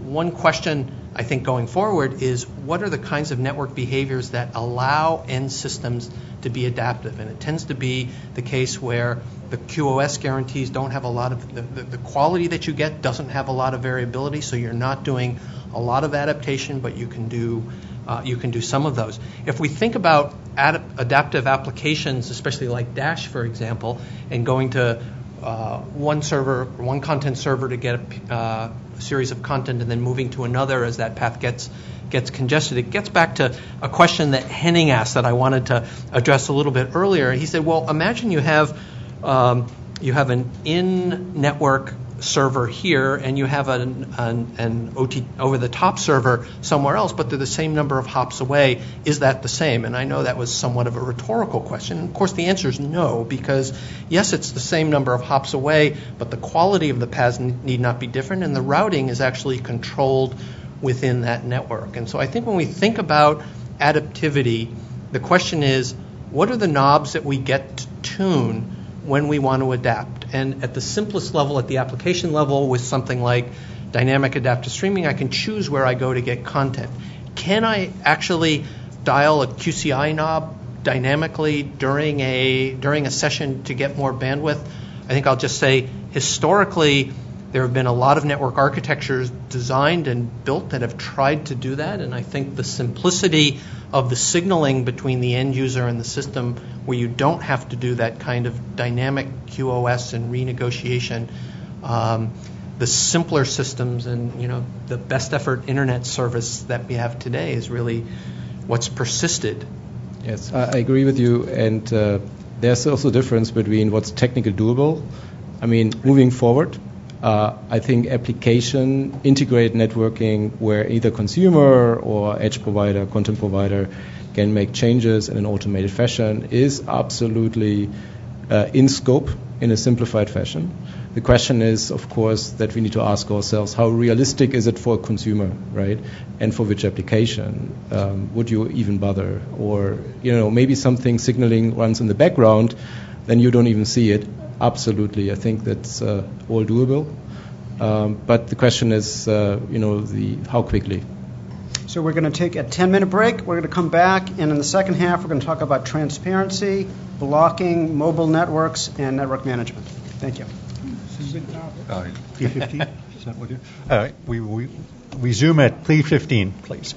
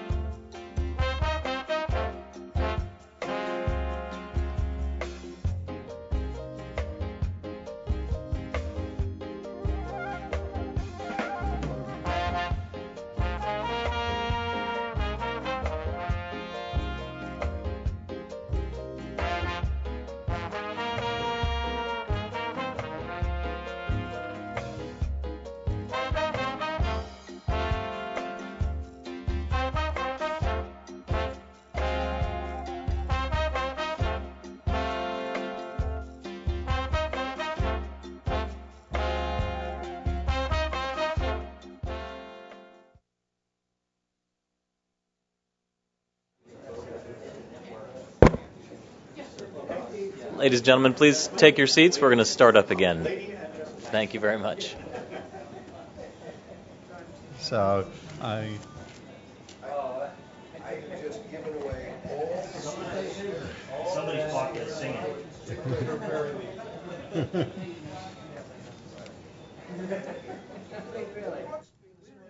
So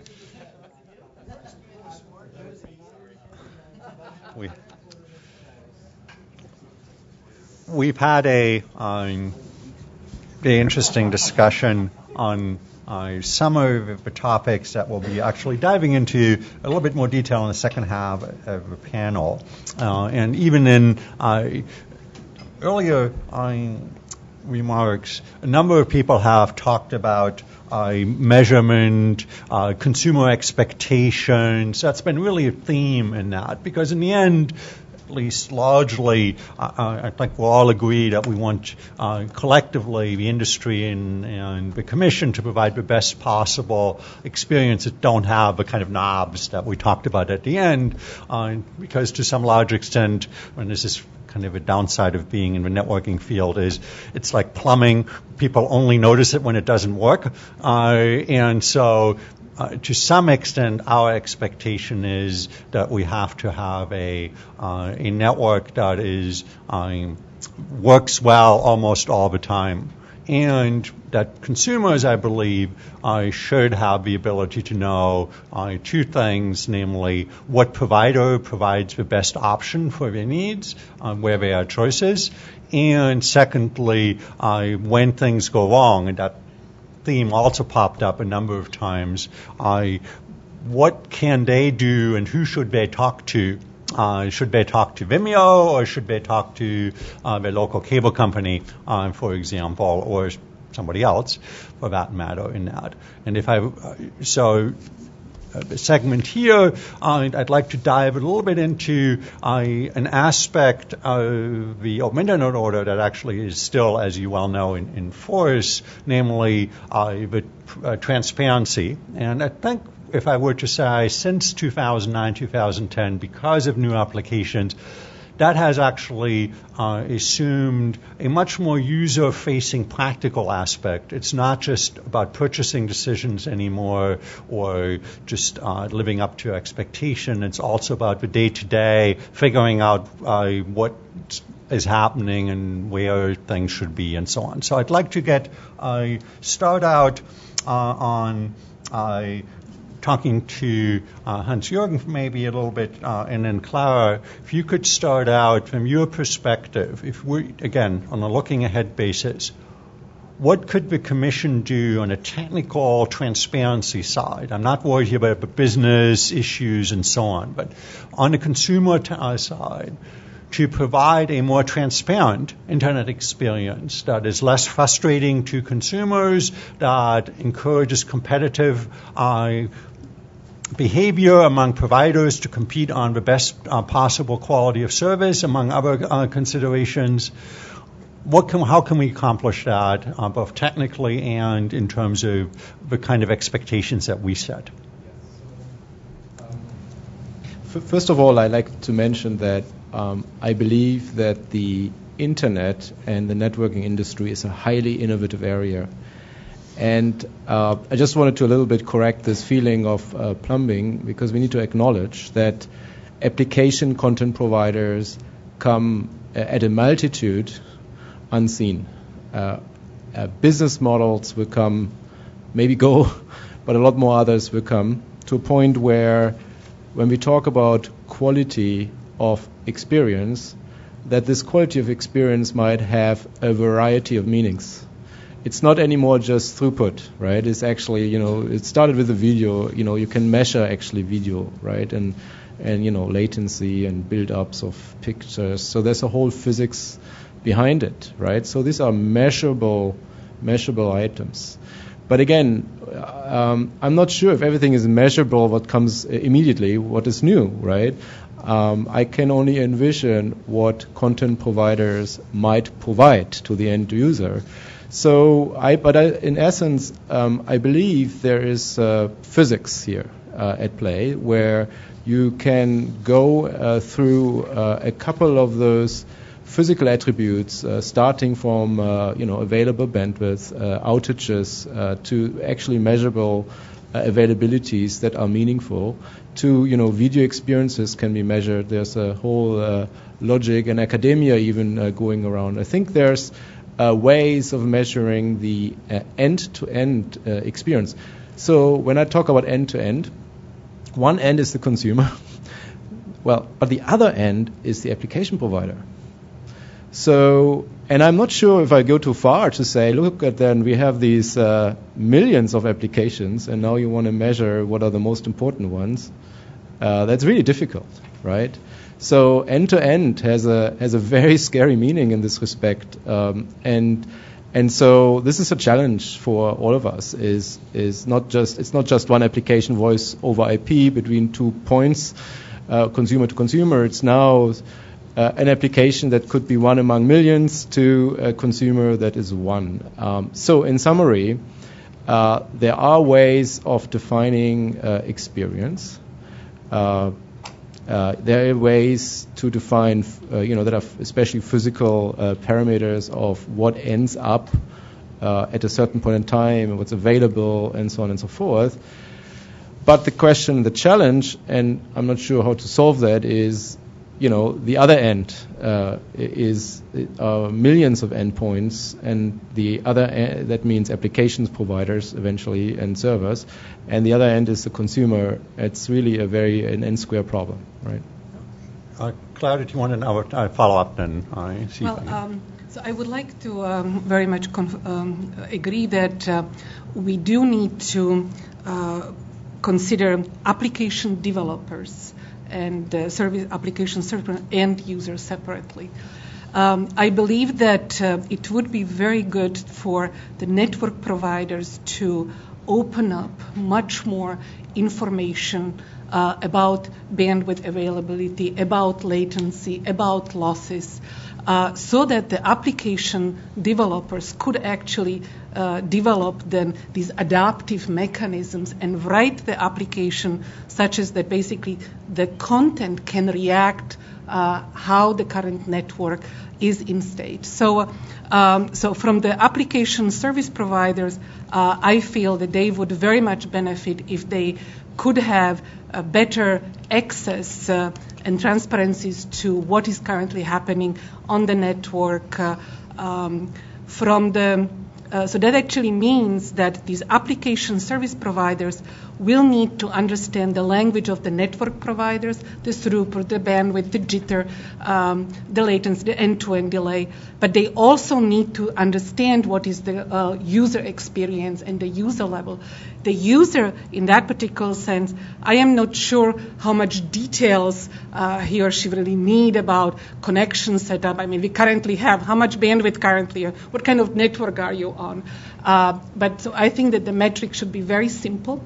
However, one does have to actually consider that particular representation is that am I currently getting the high definition video, or am I getting the experience with respect to content that I am expecting? So let me see if I can, because I think we were talking about two slightly different things, namely Internet climate and the Internet weather. You seem to be talking, if I understood you correctly, about the Internet weather, namely on a more, maybe not second-by-second basis, but maybe hour-by-hour basis. What is the network in Norway, say, doing today? Earlier, I think we were also talking about, and this has been more of a focus of the classical Internet transparency, is a much more long-term focus. How do I know whether, for example, if I like video streaming, should I choose a 4G home service? Let's forget mobile for a moment, because that really wouldn't be 4G home service versus a DSL service versus a cable service. And how do I judge those? Or satellite service, in some cases, to take latency into the equation as well.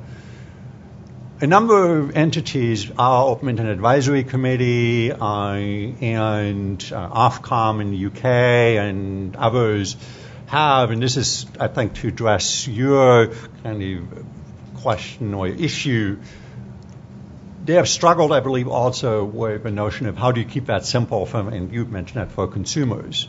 Have we learned enough to say that there are, I guess the term that often gets bandied about is KPIs, key performance indicators, that are maybe not perfect, but just like we have gas mileage and horsepower and whatever cubic feet of storage space in cars, that are approximations that at least give you some idea as to whether this is what you're buying is an SUV or a sports car. Do we know enough to say these should be kind of the basics on a climate level? And what should we do on the internet weather level, if at all? I mean, as in, should that be something that is more universally available, essentially by commission requirement? Should that be something that is just simply encouraged? It's a good idea, but not necessarily the law. Or should, because it seems to be happening at best sporadically at the moment. Yeah. And I don't know if anybody else wants to chime in on those. Well, I would just comment that to some degree those kind of indicators are already happening, right? For example, when the web is waiting for bandwidth, right? So you rotate something, and so there are sort of the interface indicators. If you currently have a low Wi-Fi bandwidth availability, you see it through the bars, right? So I think that to some degree we have learned at least some level to indicate feedback, quite simple feedback to the users, what is happening on the network. So in that sense, I see that. But I think maybe sort of further indicators could happen. For example, probably network providers and application service providers would benefit browsing behavior, right? How long do you stay on a web page? And currently you are changing to another one, and so on. So there are, I think, other indicators and metrics that would be useful to optimize the network service provider and the application service providers. So we have briefly, yes. Yeah, studied an enormous amount of many networks, exactly with the purpose to understand the behavior of networks, and we actually simulate the real-time behavior of networks, and we found that there's an enormous amount of KPIs and insights and analytical functions we can expose and correlate and we gain, so that you actually can predict and simulate network behavior. So that is like day-to-day business of my company, to be honest with you. At the same time, what we also figured out is, when bandwidth increases, it's not a sea level rise. It's actually fairly, it gets more and more unpredictable over the years. So I would even say 10 years ago, I could have predicted pretty much fairly accurate what happens the next day. Today's world much more depends if a pop star runs around Los Angeles, right, and does something wrong, and all of a sudden we have a boost in bandwidth, right? So the point is, internet becomes a ton more unpredictability, triggered by events that are outside the control of the typical ISP. And so what I'm saying is, we can, within the domain of an ISP service provider, we can actually pretty much help support defining what comes in and what goes out and where the congestion point, etc. is. The question here, though, is how much needs to be exposed, how much needs to be measured, and how much is exposed to the, public / FCC / the business that's the partners. question we're trying to get to. Exactly, yeah, and that is if you ask me, not a technical question. It is then a business question, because I think there's a technical element to this that I want to get to. So maybe again we can look at it from the point of view of an edge provider.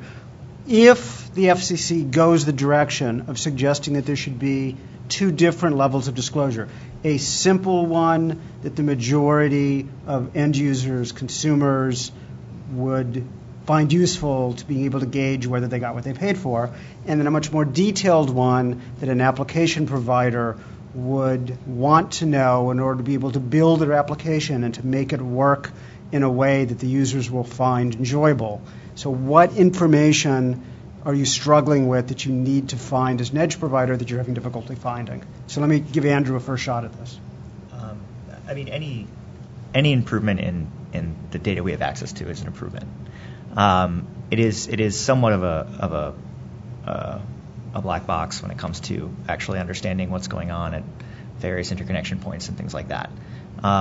You mentioned the kind of like, is there a horsepower equivalent? I mean, I think there definitely are IP level type of things that you can look at, but they're not the kind of things we look at. They are very much the highly application specific aspects of video delivery. And those KPIs might be shared amongst other people that do video delivery, but the way we make the video and the way the player acts and all these other things have a bearing on how those KPIs perform. So, yes, that'd be great. More information is awesome. I have a hard time enumerating what those specific things might be. So I wanted to, Steve, I wanted to ask you something, because I believe Internet 2 has had a long tradition of measurement in their networks, and where you get the Atlas project and other type of things, to take one example, at least in that broad umbrella, even if not directly Internet 2. So I wonder if you have any experience in terms of making network measurements, more of the internet weather analogy, widely and routinely available, how well that has worked, how helpful it has been to applications. There's a host of issues there. In the first place, if there is work by Juniper that connects the physics with a set of robust KPIs, we'd love to know about them. I give you a call. Good, please do. But yes, in a typical scientific collaboration, for example, say between a scientist at the University of Iowa and one at the University of Darmstadt, there will in fact be 9 concatenated, independently operated and administered networks between the application in one place and the user in the other. And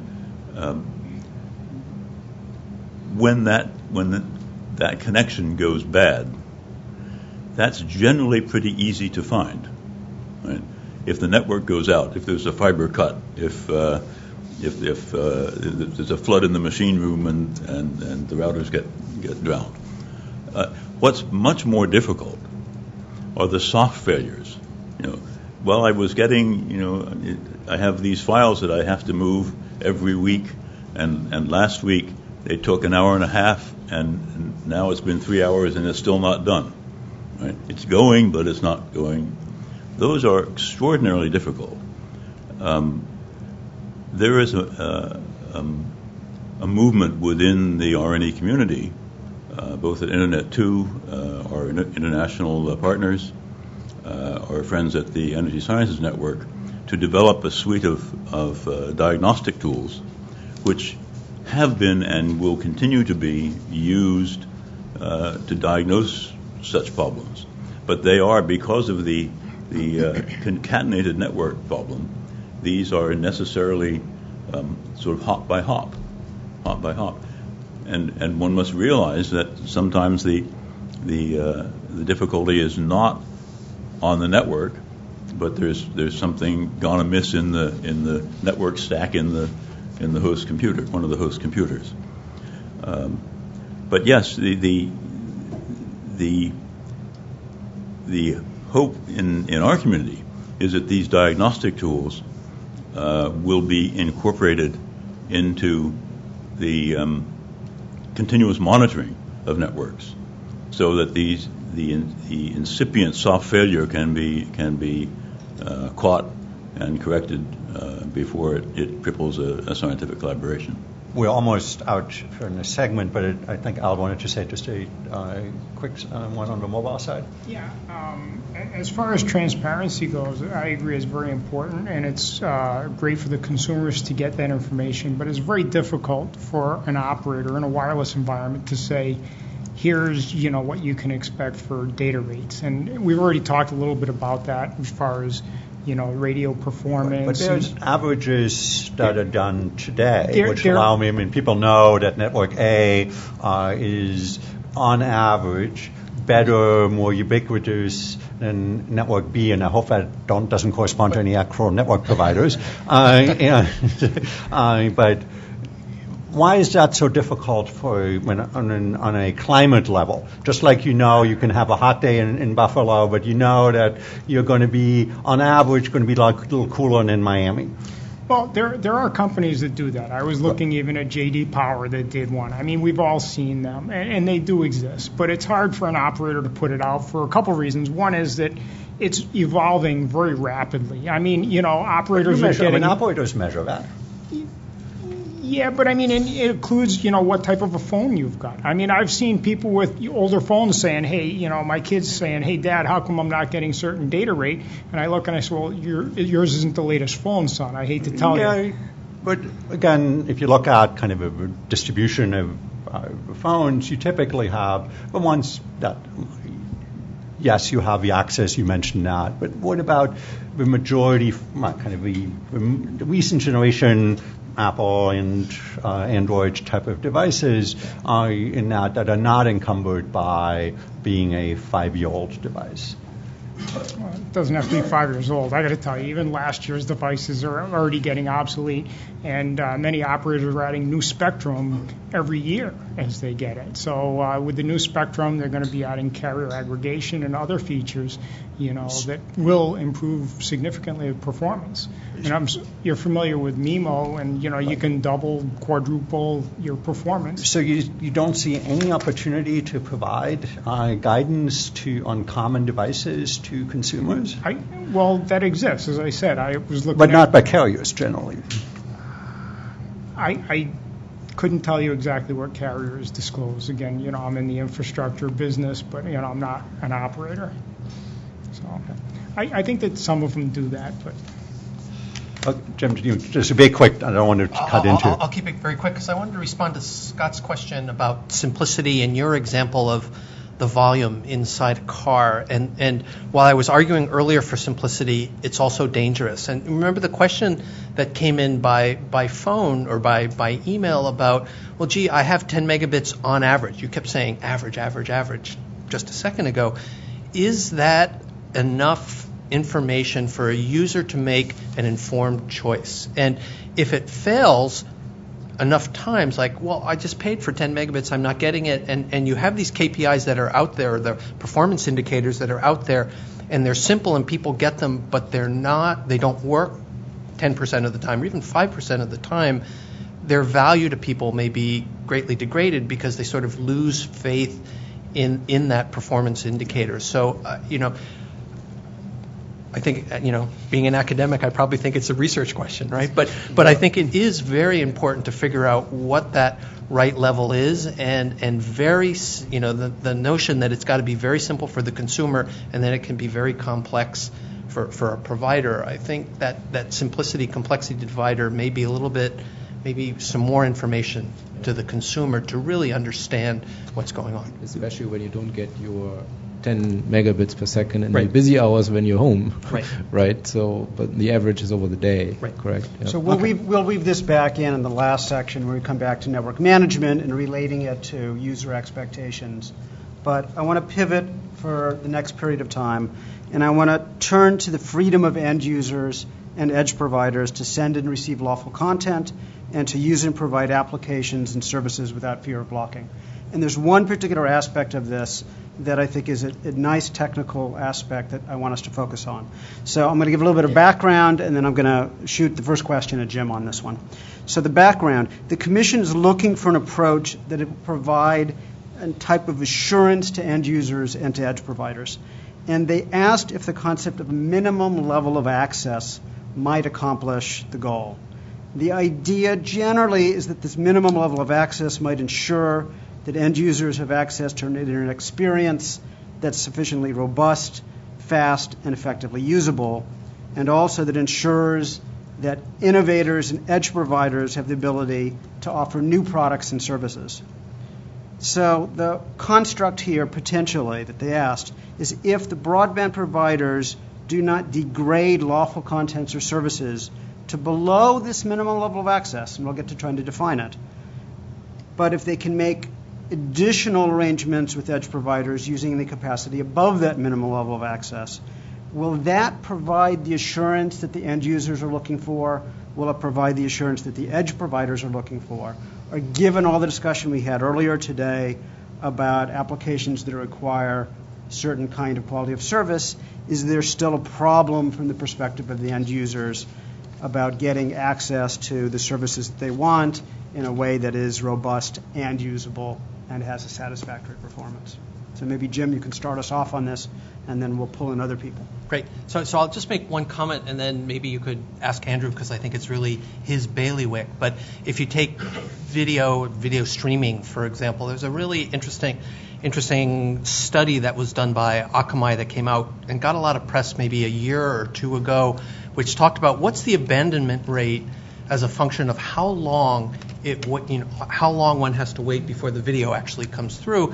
And the spin on that was that we're impatient because after 6 or 8 seconds, the rate starts to go up. But it does suggest that there is a minimum level that if you're able to start video flowing, and let's not worry about crossing multiple hops and things like that, it just says that user behavior is such in that case that there is a minimum floor. And if you get that minimum floor, you've got enough capabilities so that you're below the abandonment phase. And so I think that the notion of minimum acceptable service or a minimum service guarantee in some cases, and I just cite that as an example where a very careful empirical A/B study test of a lot of users was done that indicated that there is user behavior like that if you have a minimum guarantee, it can tell you something useful. So I do want to turn it over to somebody in the space. Yeah, so I do want to get Andrew's opinion on that. Would that kind of construct, properly disclosed through transparency, be sufficient from your edge provider's point of view, or is there something more that you're looking for? Again, more information is good information. But I would say that when it comes to minimum levels of service and capabilities of end users, the growth we've seen in what people are producing, what they're consuming, the quality they're consuming at, and their expectations surrounding it really preclude making any kind of minimum level of service that isn't immediately stale as soon as you put it on the shelf. For us, it's such a moving target. Again, I would have trouble even defining what that would be, because I feel like by the time I finish the sentence, it would be incorrect. So I think there are two somewhat separable issues, namely what gives good user experience. And one is, if you like a more legalistic problem, let's just say that for sake of argument, we all agree that blocking content that's legal, et cetera, is not a good thing. But there's concern that you could, if you wanted, let's say, to be, quote, mean, you could just reduce a undesirable, from an internet openness violator, if you like, perspective to a level of the 1 packet a second type of basis, so that you're not technically blocking it. It just takes you a few weeks to get that video.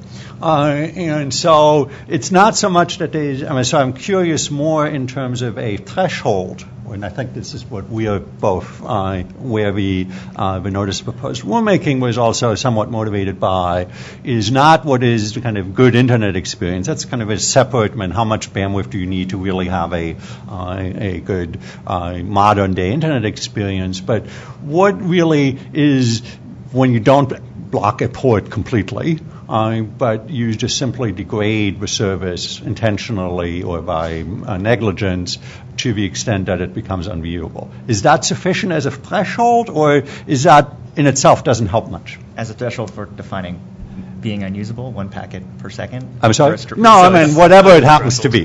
So whatever reasonable, clearly has to be, this is the... Yeah. Look, I mean, it's very possible that internet video gets more efficient over the medium term. H.265 is more efficient than H.264. So if we want to start delivering 4K this month, it might be a larger file than we're dealing with next month. So the ideas of what a user can reasonably expect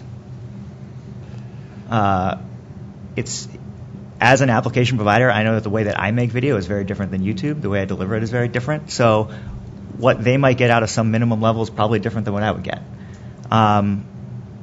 So I'm not really sure how that guarantee would even really hold water from like a technical. So that wouldn't, in your words, because of a difference, just to see if I could get your opinion correctly, is because of a differences between those, you would still feel effectively blocked for a rate, let's say, that would be that, say, YouTube, just since you mentioned the name, would find acceptable. So in your sense, it would be blocking YouTube level service, all the same to me type of thing. Is that a fair statement in the sense it wouldn't help you at all?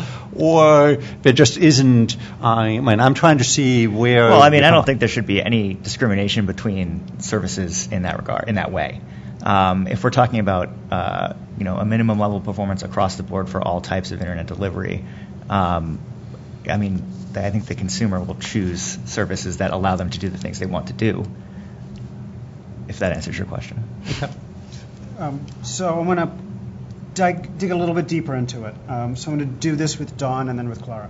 So Dawn, if we were looking to provide an assurance for applications that aren't just sensitive to throughput, but that are sensitive to delay and loss, is there any meaningful way you can think that that assurance could be provided and measured so that those other kinds of applications that we were talking about, like voice or like gaming, would be satisfactory or more than satisfactory to the end user?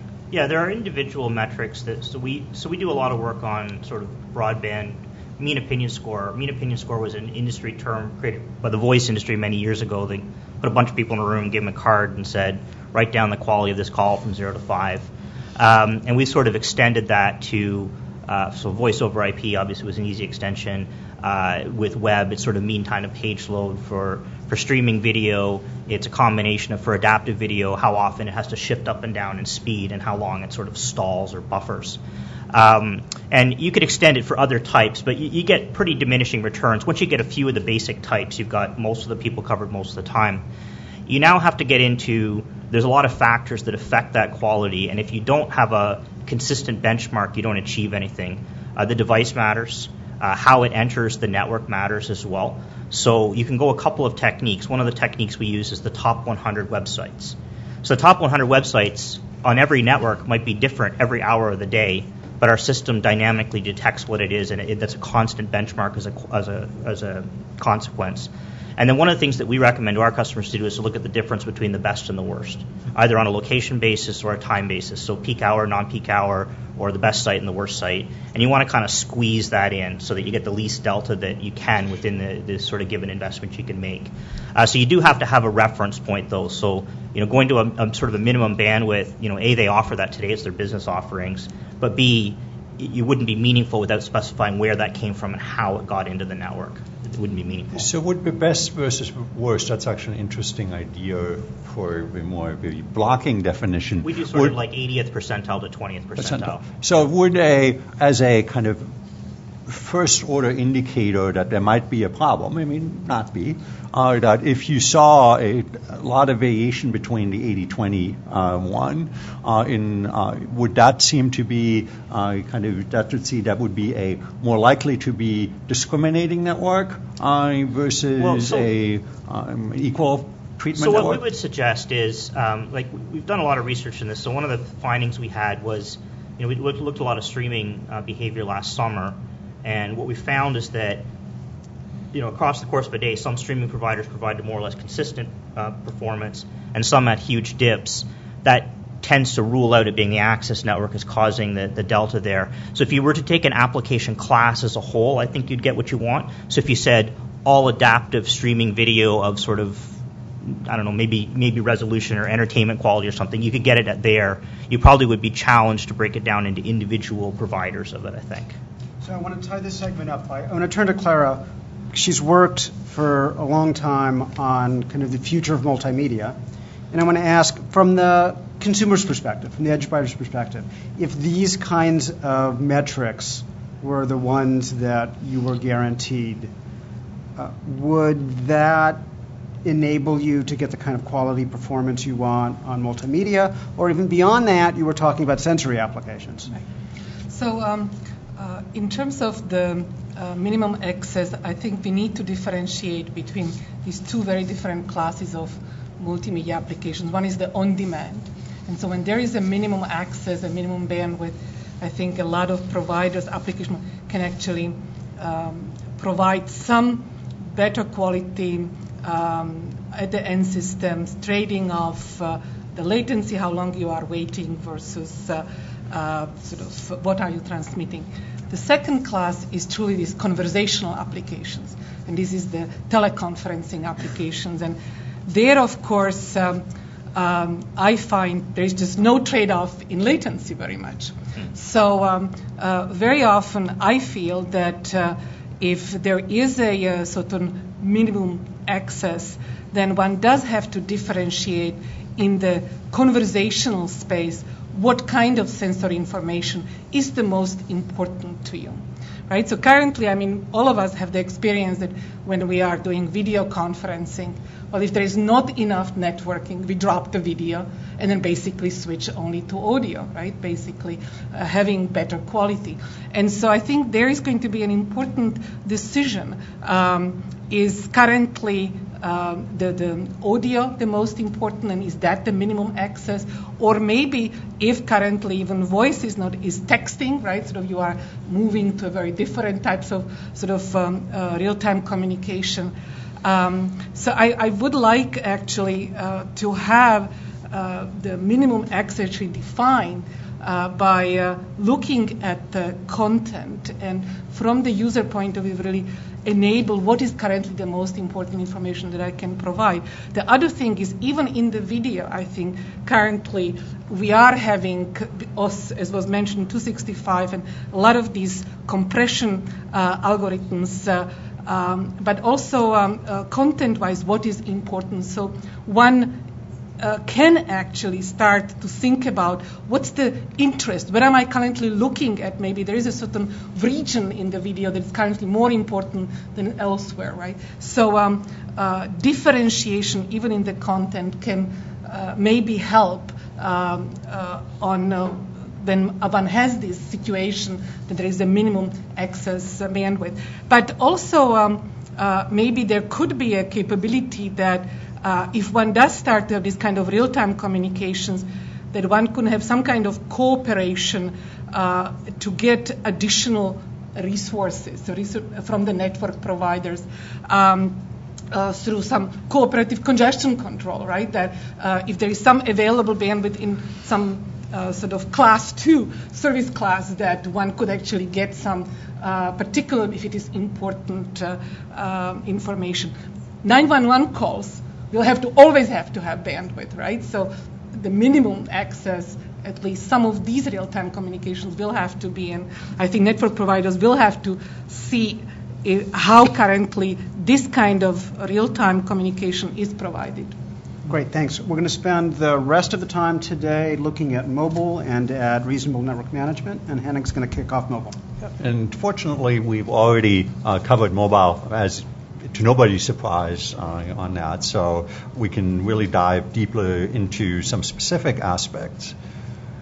In some sense, I mean, one theme that I've been hearing is two things at once. Namely, one is that mobile challenging because of geography and the inherent movement of people and devices, as well as that if there was a theme of what has happened is that there has been a convergence. It used to be that you would think of mobile as only voice and maybe text type of thing. And now, as I think from a consumer expectation perspective, we've seen that that users would like to. Certainly they realize they may not get it, but they would certainly, their preference would be it doesn't matter where, anywhere, network type of thing.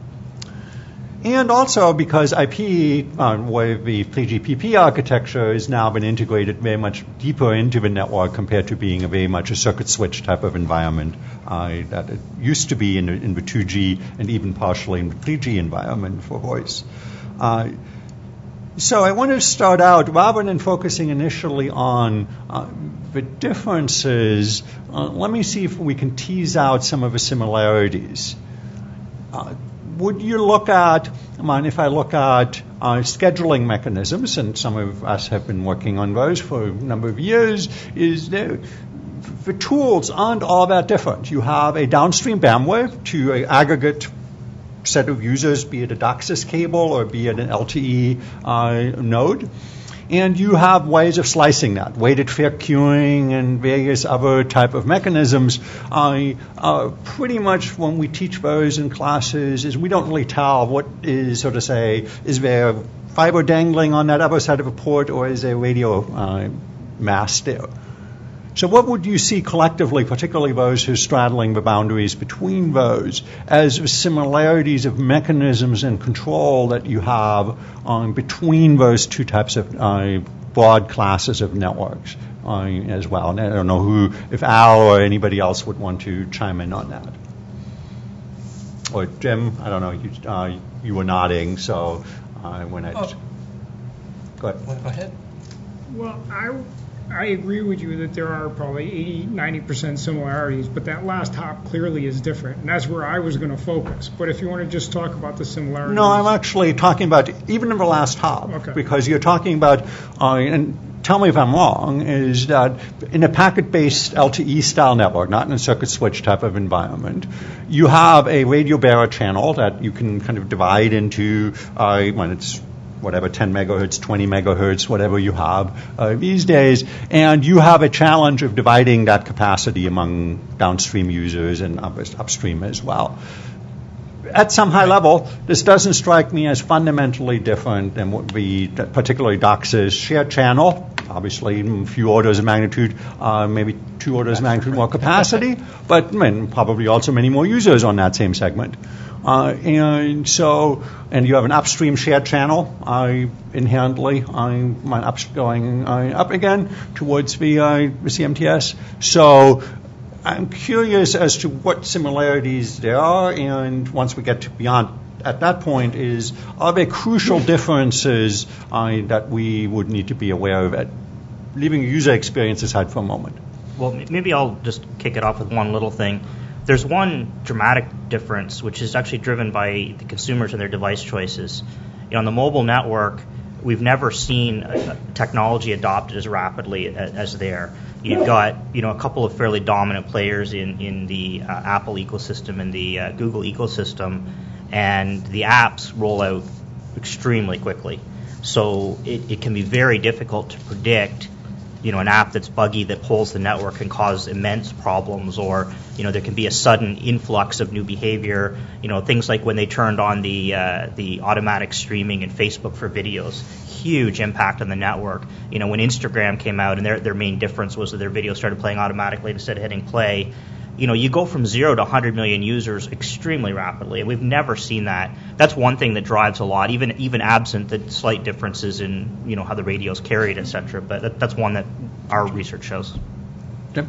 So I agree with you 90%. I think if you look at LTE, there's a guaranteed bit rate ability, and then there are QCI subparameters that allow us to define latency. So in a wireless environment, there are those knobs that you can get, and in DOCSIS you have the mechanisms that you referred to, and a map mechanism that actually allows an operator to actually provide those kinds of guarantees. I think the one difference is in the variability of what's actually available to be given out there, because you mentioned earlier a general impression is that wireless is hard because of mobility and variability in the environment, and I think that's the one really big difference. Even though there are class mechanisms to get those quality of service distinctions on latency or bandwidth in both, I suspect that if you go down to the second order, we talked earlier about not just on average what do you get, but what's the variability. You'll see some of that variability in the wireless case that you won't see in the cable access case, right? Because the variability there comes from the demand, whereas in the wireless case there's variability in demand, but there's also variability in the physical environment.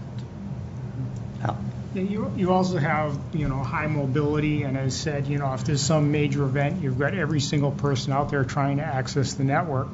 As we've talked about, you've got a shared channel, okay, which the operators would love to get a lot more spectrum, but they're often limited. So we're not going to go down that path, okay. But on top of that, when you look at your radio environment, as we've touched on earlier, a user close into the cell can get up to 36 times better performance than a user at the edge. And if a user's at the edge and they drop, they're getting, infinite times better support.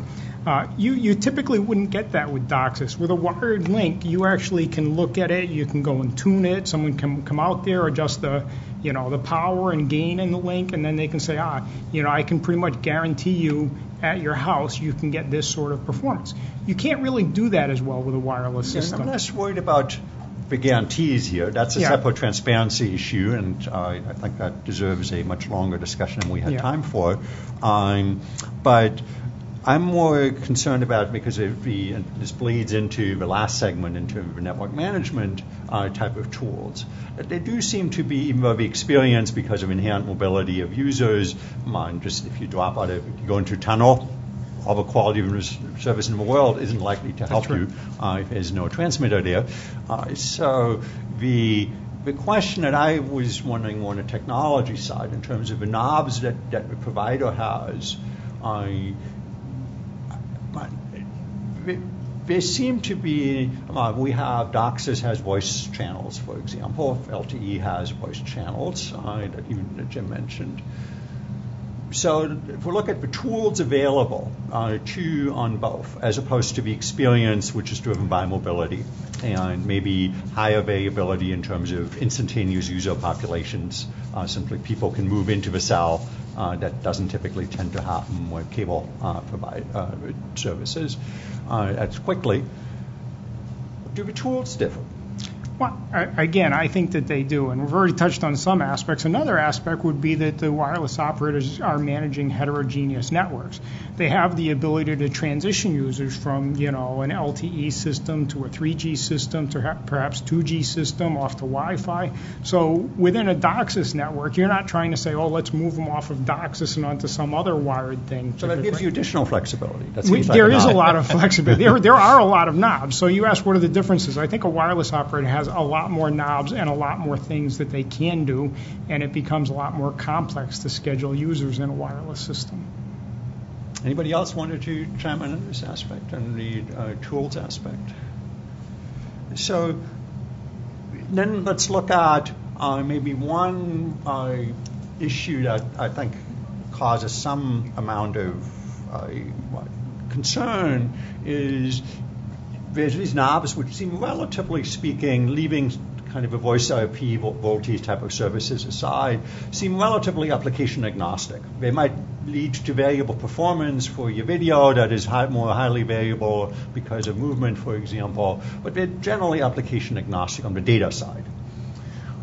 So recognizing that, is there, and this is true, I think, suppose in DOCSIS as well, so that also strikes me more of a similarity as, since we're worried to some extent about it, other people are worried about application discrimination, is how much need and difference is there to actually, as opposed to simply manage the radio bearer and make sure that remote receivers don't take up an inordinate amount of time, but that's all application independent. And leaving, again, VoLTE aside for a moment here, because that's an operator-provided service that is not part of my internet subscription. Generally, it might be on the same bill, but it's technically not part of it. It's separable.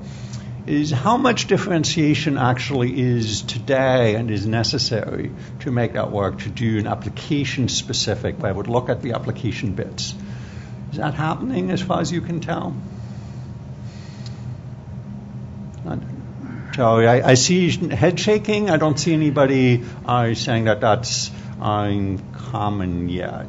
So I am currently looking, for example, at mobile phones that have multiple wireless interfaces. People are currently thinking about putting Bluetooth devices, transmitting on wireless or transcending them over cellular. when we go into the systems, we might schedule in the application space what particular information goes where, but that's an end system type. End system issue. Yep. There is no really, I cannot sort of get those kind of information to make a better decision based on what wireless network situation is under. Yep. I wanted to, since we have only a few minutes left, I wanted to get to one other kind of, if there's a theme, video seems to be the one for today. Maybe it's just because pick up a panel, but that surely seems to be an important consideration for that.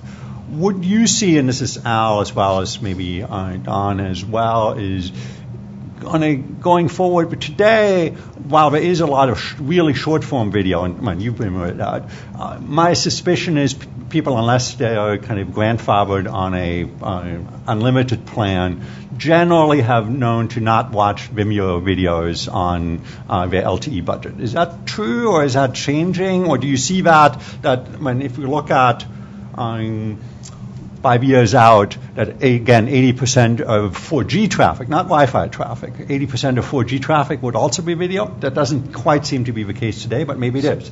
So I can speak to that. We have some specific stats in that area. So the mobile networks in the United States today are around 50% by volume is video, which is primarily short-form video, of which YouTube is the dominant player there, followed by a fairly long upper tail. Whereas the fixed line environment is about 60-something% video at peak hour, which is sort of a two-way race between YouTube and Netflix in terms of volume there. So we don't today see material use of long-form video on the United States networks. That's not to say they're not capable of it, and there are certainly a fair number of people that do that. But in terms of the broad behavior, there's a number of reasons, battery life of the device being one of them. Second is that's more of a nomadic behavior. You sit down and do that versus actually literally be moving. We see that internationally, though. We see that particularly in Korea and Japan on the Metro network. People will watch long-form video on their half-hour train ride every single day and stream it every day. I think we're more or less there. We think the long-form video, actually, I think we predicted that by the end of 2014 or the early 2015, that it would really start to take off. And I think that the break is probably, as you say, is one of the commercials, the dollars per gigabyte. You want to? Yeah, I mean, I think it goes unsaid that we've seen a huge shift of mobile traffic in the past, year.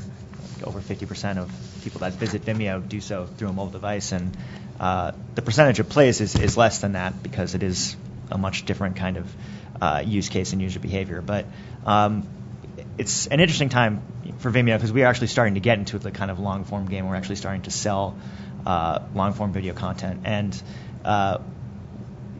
the adoption of that is less on mobile than it has been on desktop, but a lot of that has to do with the kind of monetization aspect of it, meaning people have to actually go through a checkout process and things like that, or they have to sign in or sign up. So I think there's a lot of other ancillary user experience things that are going to improve over time that will continue to reduce the barriers to watching much longer form content on your phone. I guess I would just have one follow-up, which is, he mentioned one of the key points, which is mobile devices doesn't necessarily indicate mobile networks. One of the largest growth patterns we've seen on the fixed networks for the last couple of years has been mobile capable devices in the home. The 2012 Olympics, huge amount of it streamed onto tablets in the home. So as a consequence, that's why I believe that the mobile network will really deliver it too. It's because the people are used to the form factor of the device and the apps and so on. We're pretty much there, if not there. And the other one that I would put out there is we're already there for music. So Pandora, Spotify, those types of applications, they had their tipping point maybe 9 months ago or so on mobile, where lots and lots of people will listen to many hours of radio. Yeah, I would just add that in typical edge application provider world, we really have no insight as to whether somebody's on a mobile network or a Wi-Fi network, at the time we're serving content. It's actually been that abstracted out for us. So you treat those as, in terms of... Yeah, I mean, we look at essentially what kind of device they're on. That's kind of the level of insight we have right now with the level of, the tool set we have at our disposal with the players and the native applications and stuff like that. Okay. I think we have to... Yeah, so in the final segment of the roundtable and in the last 20 minutes that we have, I want to turn to discussing reasonable network management. And I want to start by discussing the flows the traffic management practices target. So most network management practices in the internet today are agnostic both to the user and to the application.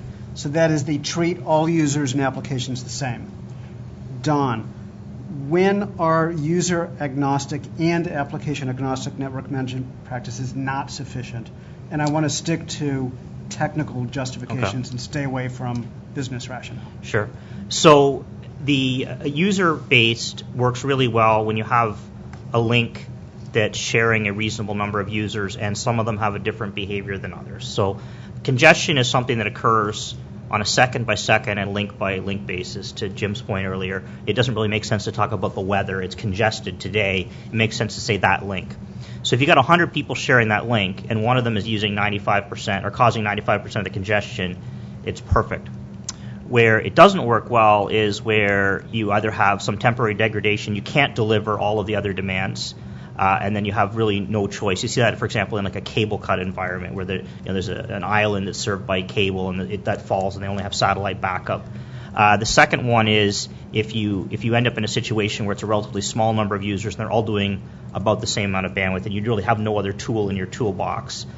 You either have to say there's some app that you guys are using that's causing this, or that it can accept more congestion than another. That's really what it comes down to.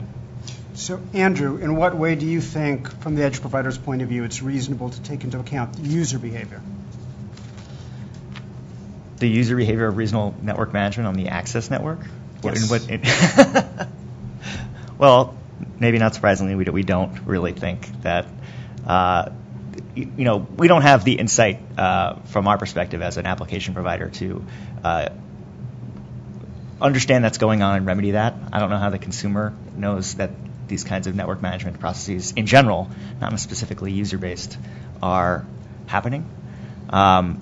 So for us, it very much complicates the issue kind of across the board. Yeah. Do you see a situation in which you think it's reasonable for the internet service provider to take into account the particular application or protocol, or do you feel like the edge provider should have the responsibility for adapting? Jim mentioned adaptive traffic management practiced by the applications. Yeah, I think it should be application agnostic, absolutely. Protocol agnostic, I understand that there's levels of network management that have to happen for protocols to work. But in the interest of sanity, I would much rather be the person trying to fix these things and going out to every ISP in the nation, trying to understand how our application is being treated in their access network. Can I just chime in a little bit there? You have to watch out a little bit that application developers also, either in a well-meaning fashion or inadvertently, the adaptive nature can cause some problems. One of the examples we looked at last summer, we looked at shared interconnect links. You made the statement earlier, the interconnects are in the base of delivering all the packets. They're not all. Some of them are more oversubscribed than others. And the way one of the key protocols of the internet works, TCP, when it starts a connection, has this thing called slow start, where it slowly ramps up to where it should be running, and then it kind of goes there. So as a consequence, applications that have a lot of short-lived flows on a congested link that's shared with a lot of long-lived flows, they bear more the brunt of it. So interactive web browsing, when you have like a bunch of VPN traffic or long-form video, they get there. So you have to watch out that adaptive control systems can sometimes sort of hungry hippo grab everything and sort of take it to themselves. So it's not to say that they necessarily do that on purpose, but sometimes there's no feedback loop between the apps. So each application developer tends to try to maximize the experience of their app. That's one of the other things that sometimes happens.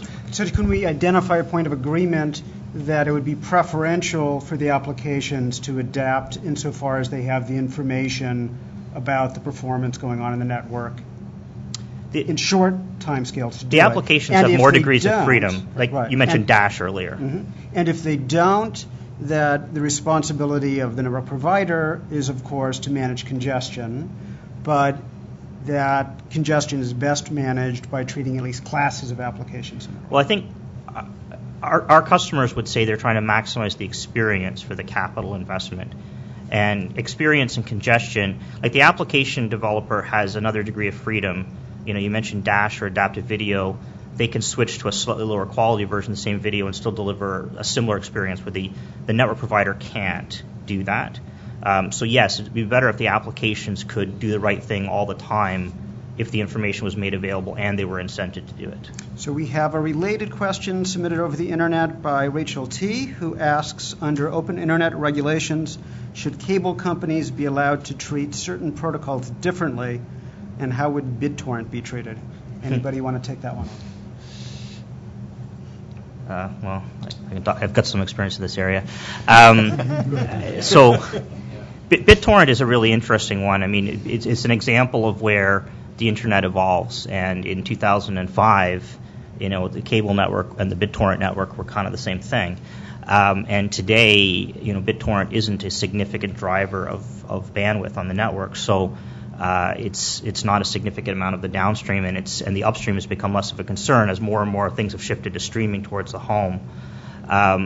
It's another example of one where the application developers did their best to maximize the user experience. So they made the observation that TCP had a rough sort of flow fairness. So if there was a bunch of flows sharing a link, they would all get similar bandwidths. So they said, well, why don't I open more flows? I'll open 100 flows, and therefore I'll get 100 times the bandwidth. And there's an example of where there was network management at that time needed to be able to allow VoIP to operate on the same link because it only had the one flow. Whereas it's not as relevant today in terms of BitTorrent specifically, because just the nature of it, there hasn't really been a category that's come back in the same area.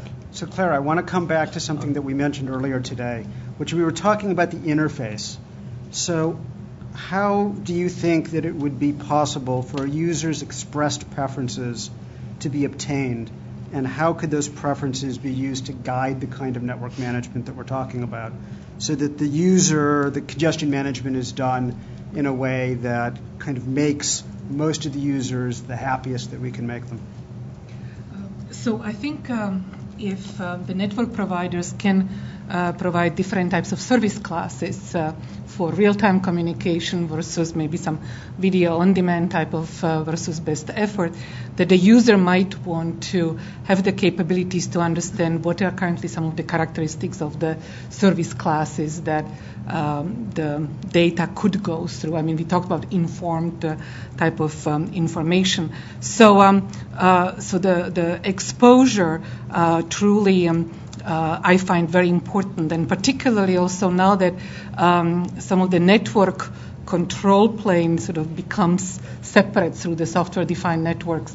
I find the future multimedia applications have been always talked, and before multimedia always had session control capabilities. Now basically working with the network, either software-defined network controllers would be absolutely fantastic, because you could then, if quality of service through the SDN controllers and the networks can be exposed, the applications can very well arrive at a more cooperative, as opposed to the network having to make kind of more crude decisions on kind of approximation model. Is that what you're getting at? Well, I understand that the more sort of the requirements we put on the network, the more complex the network and the more expensive they will be. And I find that in the applications we have much more semantic tuning knobs to actually adapt and adjust, right? So currently, if somebody tells me what the amount of bandwidth I can get, I can see if I change the resolution of the video, or I change basically the frequency, frame rate of the video, or the depth of the video, or the number of video streams that currently I am supporting multi-view, and so on. But I think that some of these important network indicators through the service class specification, giving to the session controls and multimedia application will be very beneficial. So can I view this, for the non-technical people in the audience, can I view this as the two possibilities? One, that my video application I can expect in the future will be smart enough to say that if, as a consumer, I've chosen a plan that will allow me to mark some of my traffic as higher priority, that the video application would take advantage of that. Or alternatively, can I view it as that I might have an opportunity to express my preferences to my ISP and tell them I want all video, regardless of where it's coming to or from, to be prioritized? Would those be options? Good question. I mean, I see that some preference of the users, I think, will be very important. For example, it comes in the space of multi-view videos. We are coming to that particular space that multiple cameras are going to send videos, and it should be actually the user specification, which particular view currently of that video session I want to see, rather than letting sort of say, I want everything and anything. So I think maybe I'll just chip in one thing there. There's different types of congestion. There's a congestion that's shared across multiple users. Another concept that we call self-congestion. I have an X meg pipe to my house. If I'm demanding more than that, my neighbors might be just fine, but I'm still unhappy. The preference is very, very strong when it's self-congestion. It's a little bit harder to imagine it being successful when it's across a group of people you don't know. So in the last 10 minutes, I want to turn back to mobile and combine that with network management. And I want to direct this. I'm going to direct this at Al and at Jim, and then we'll open it up. The chairman asked a question on Tuesday, and I want to kind of rephrase that question now that we have a technical audience here that can answer it. So the question is, in what ways does reasonable network management differ between wireline and wireless or between fixed and mobile? So first, Al, maybe you can address that. Well, again, I feel like we've kind of answered this, but I'll go back over it. I mean, mobile, you see users moving. You've got different types of devices out there. Let me just start because we only have 10 minutes. The differences would be that we agreed earlier that there's very little application, with some exceptions, very little application specific in wireline at the moment. So one difference could be you need more deep packet-based inspection or something in a wireless world. We have the same scheduling mechanism. We seem to generally agreed on that, even though and there's fair queuing type of thing, assignment, user assignment, channel assignment, bearer assignment, whatever it happens to be in both cases. So what would you see the technical differences, leaving aside what's on the other side of the antenna, so to say, for a moment, that the tools, what we worry about, I suspect, is not what happens on the spectrum itself, but what the box does to the traffic that might cause concern to specific applications, such as specific video providers or specific classes of competing applications. And so are the tools different? Is that kind of what you're getting to? Okay, are the tools different between them? Or do they need to be different? I mean, in a sense, is there a fundamental difference that I need to say, these type of tools, they would probably be considered unnecessary and maybe harmful in the wireline environment, but they would be necessary for an efficient functioning of a wireless. And that I haven't quite gotten yet. Yeah, I appreciate you better phrasing the question. I think that in general the tools are similar. Okay, are they different? Yes, they are different.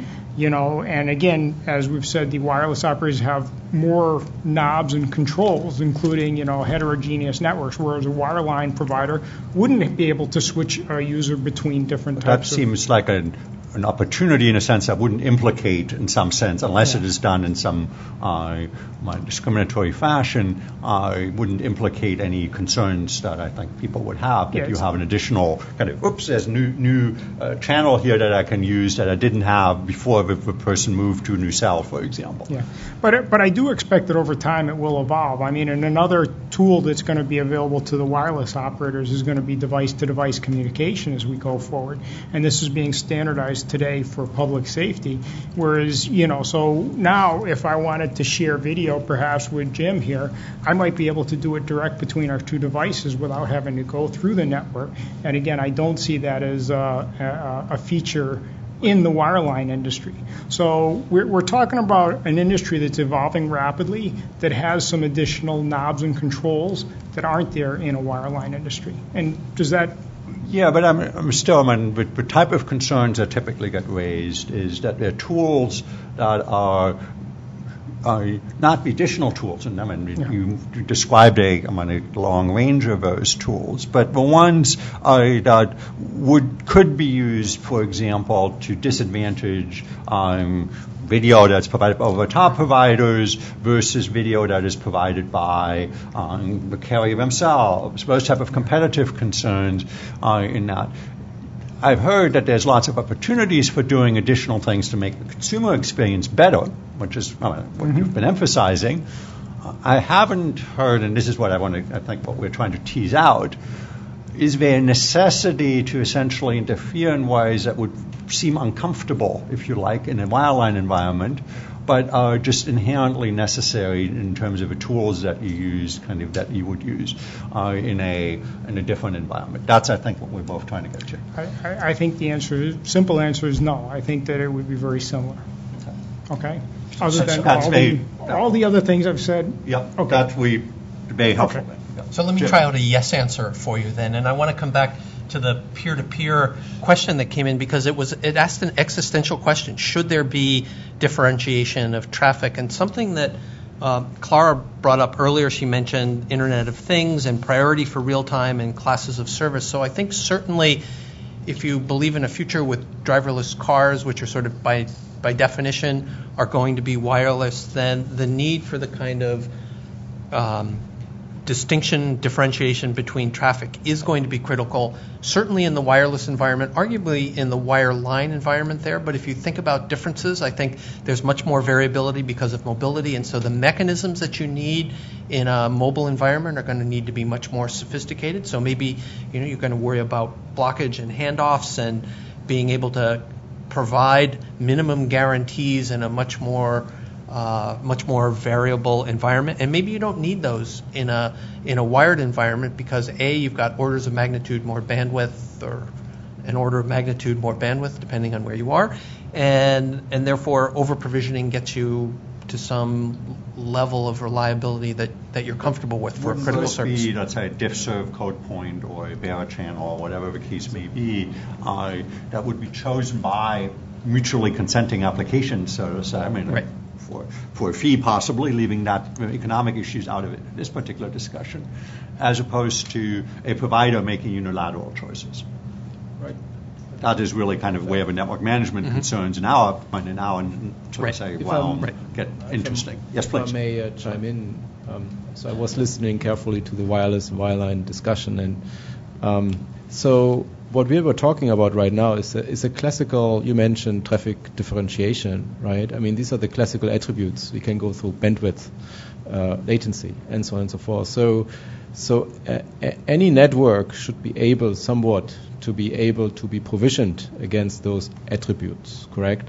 And that is maybe what is then or could be in common between wireline and wireless. Still, please have in mind the wireless side is defined by 3GPP LTE.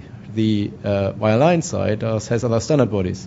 So in reality, even though you have a lot of commonalities from a physics theory perspective, the reality today is that subscriber management policies are from an implementation perspective fairly different.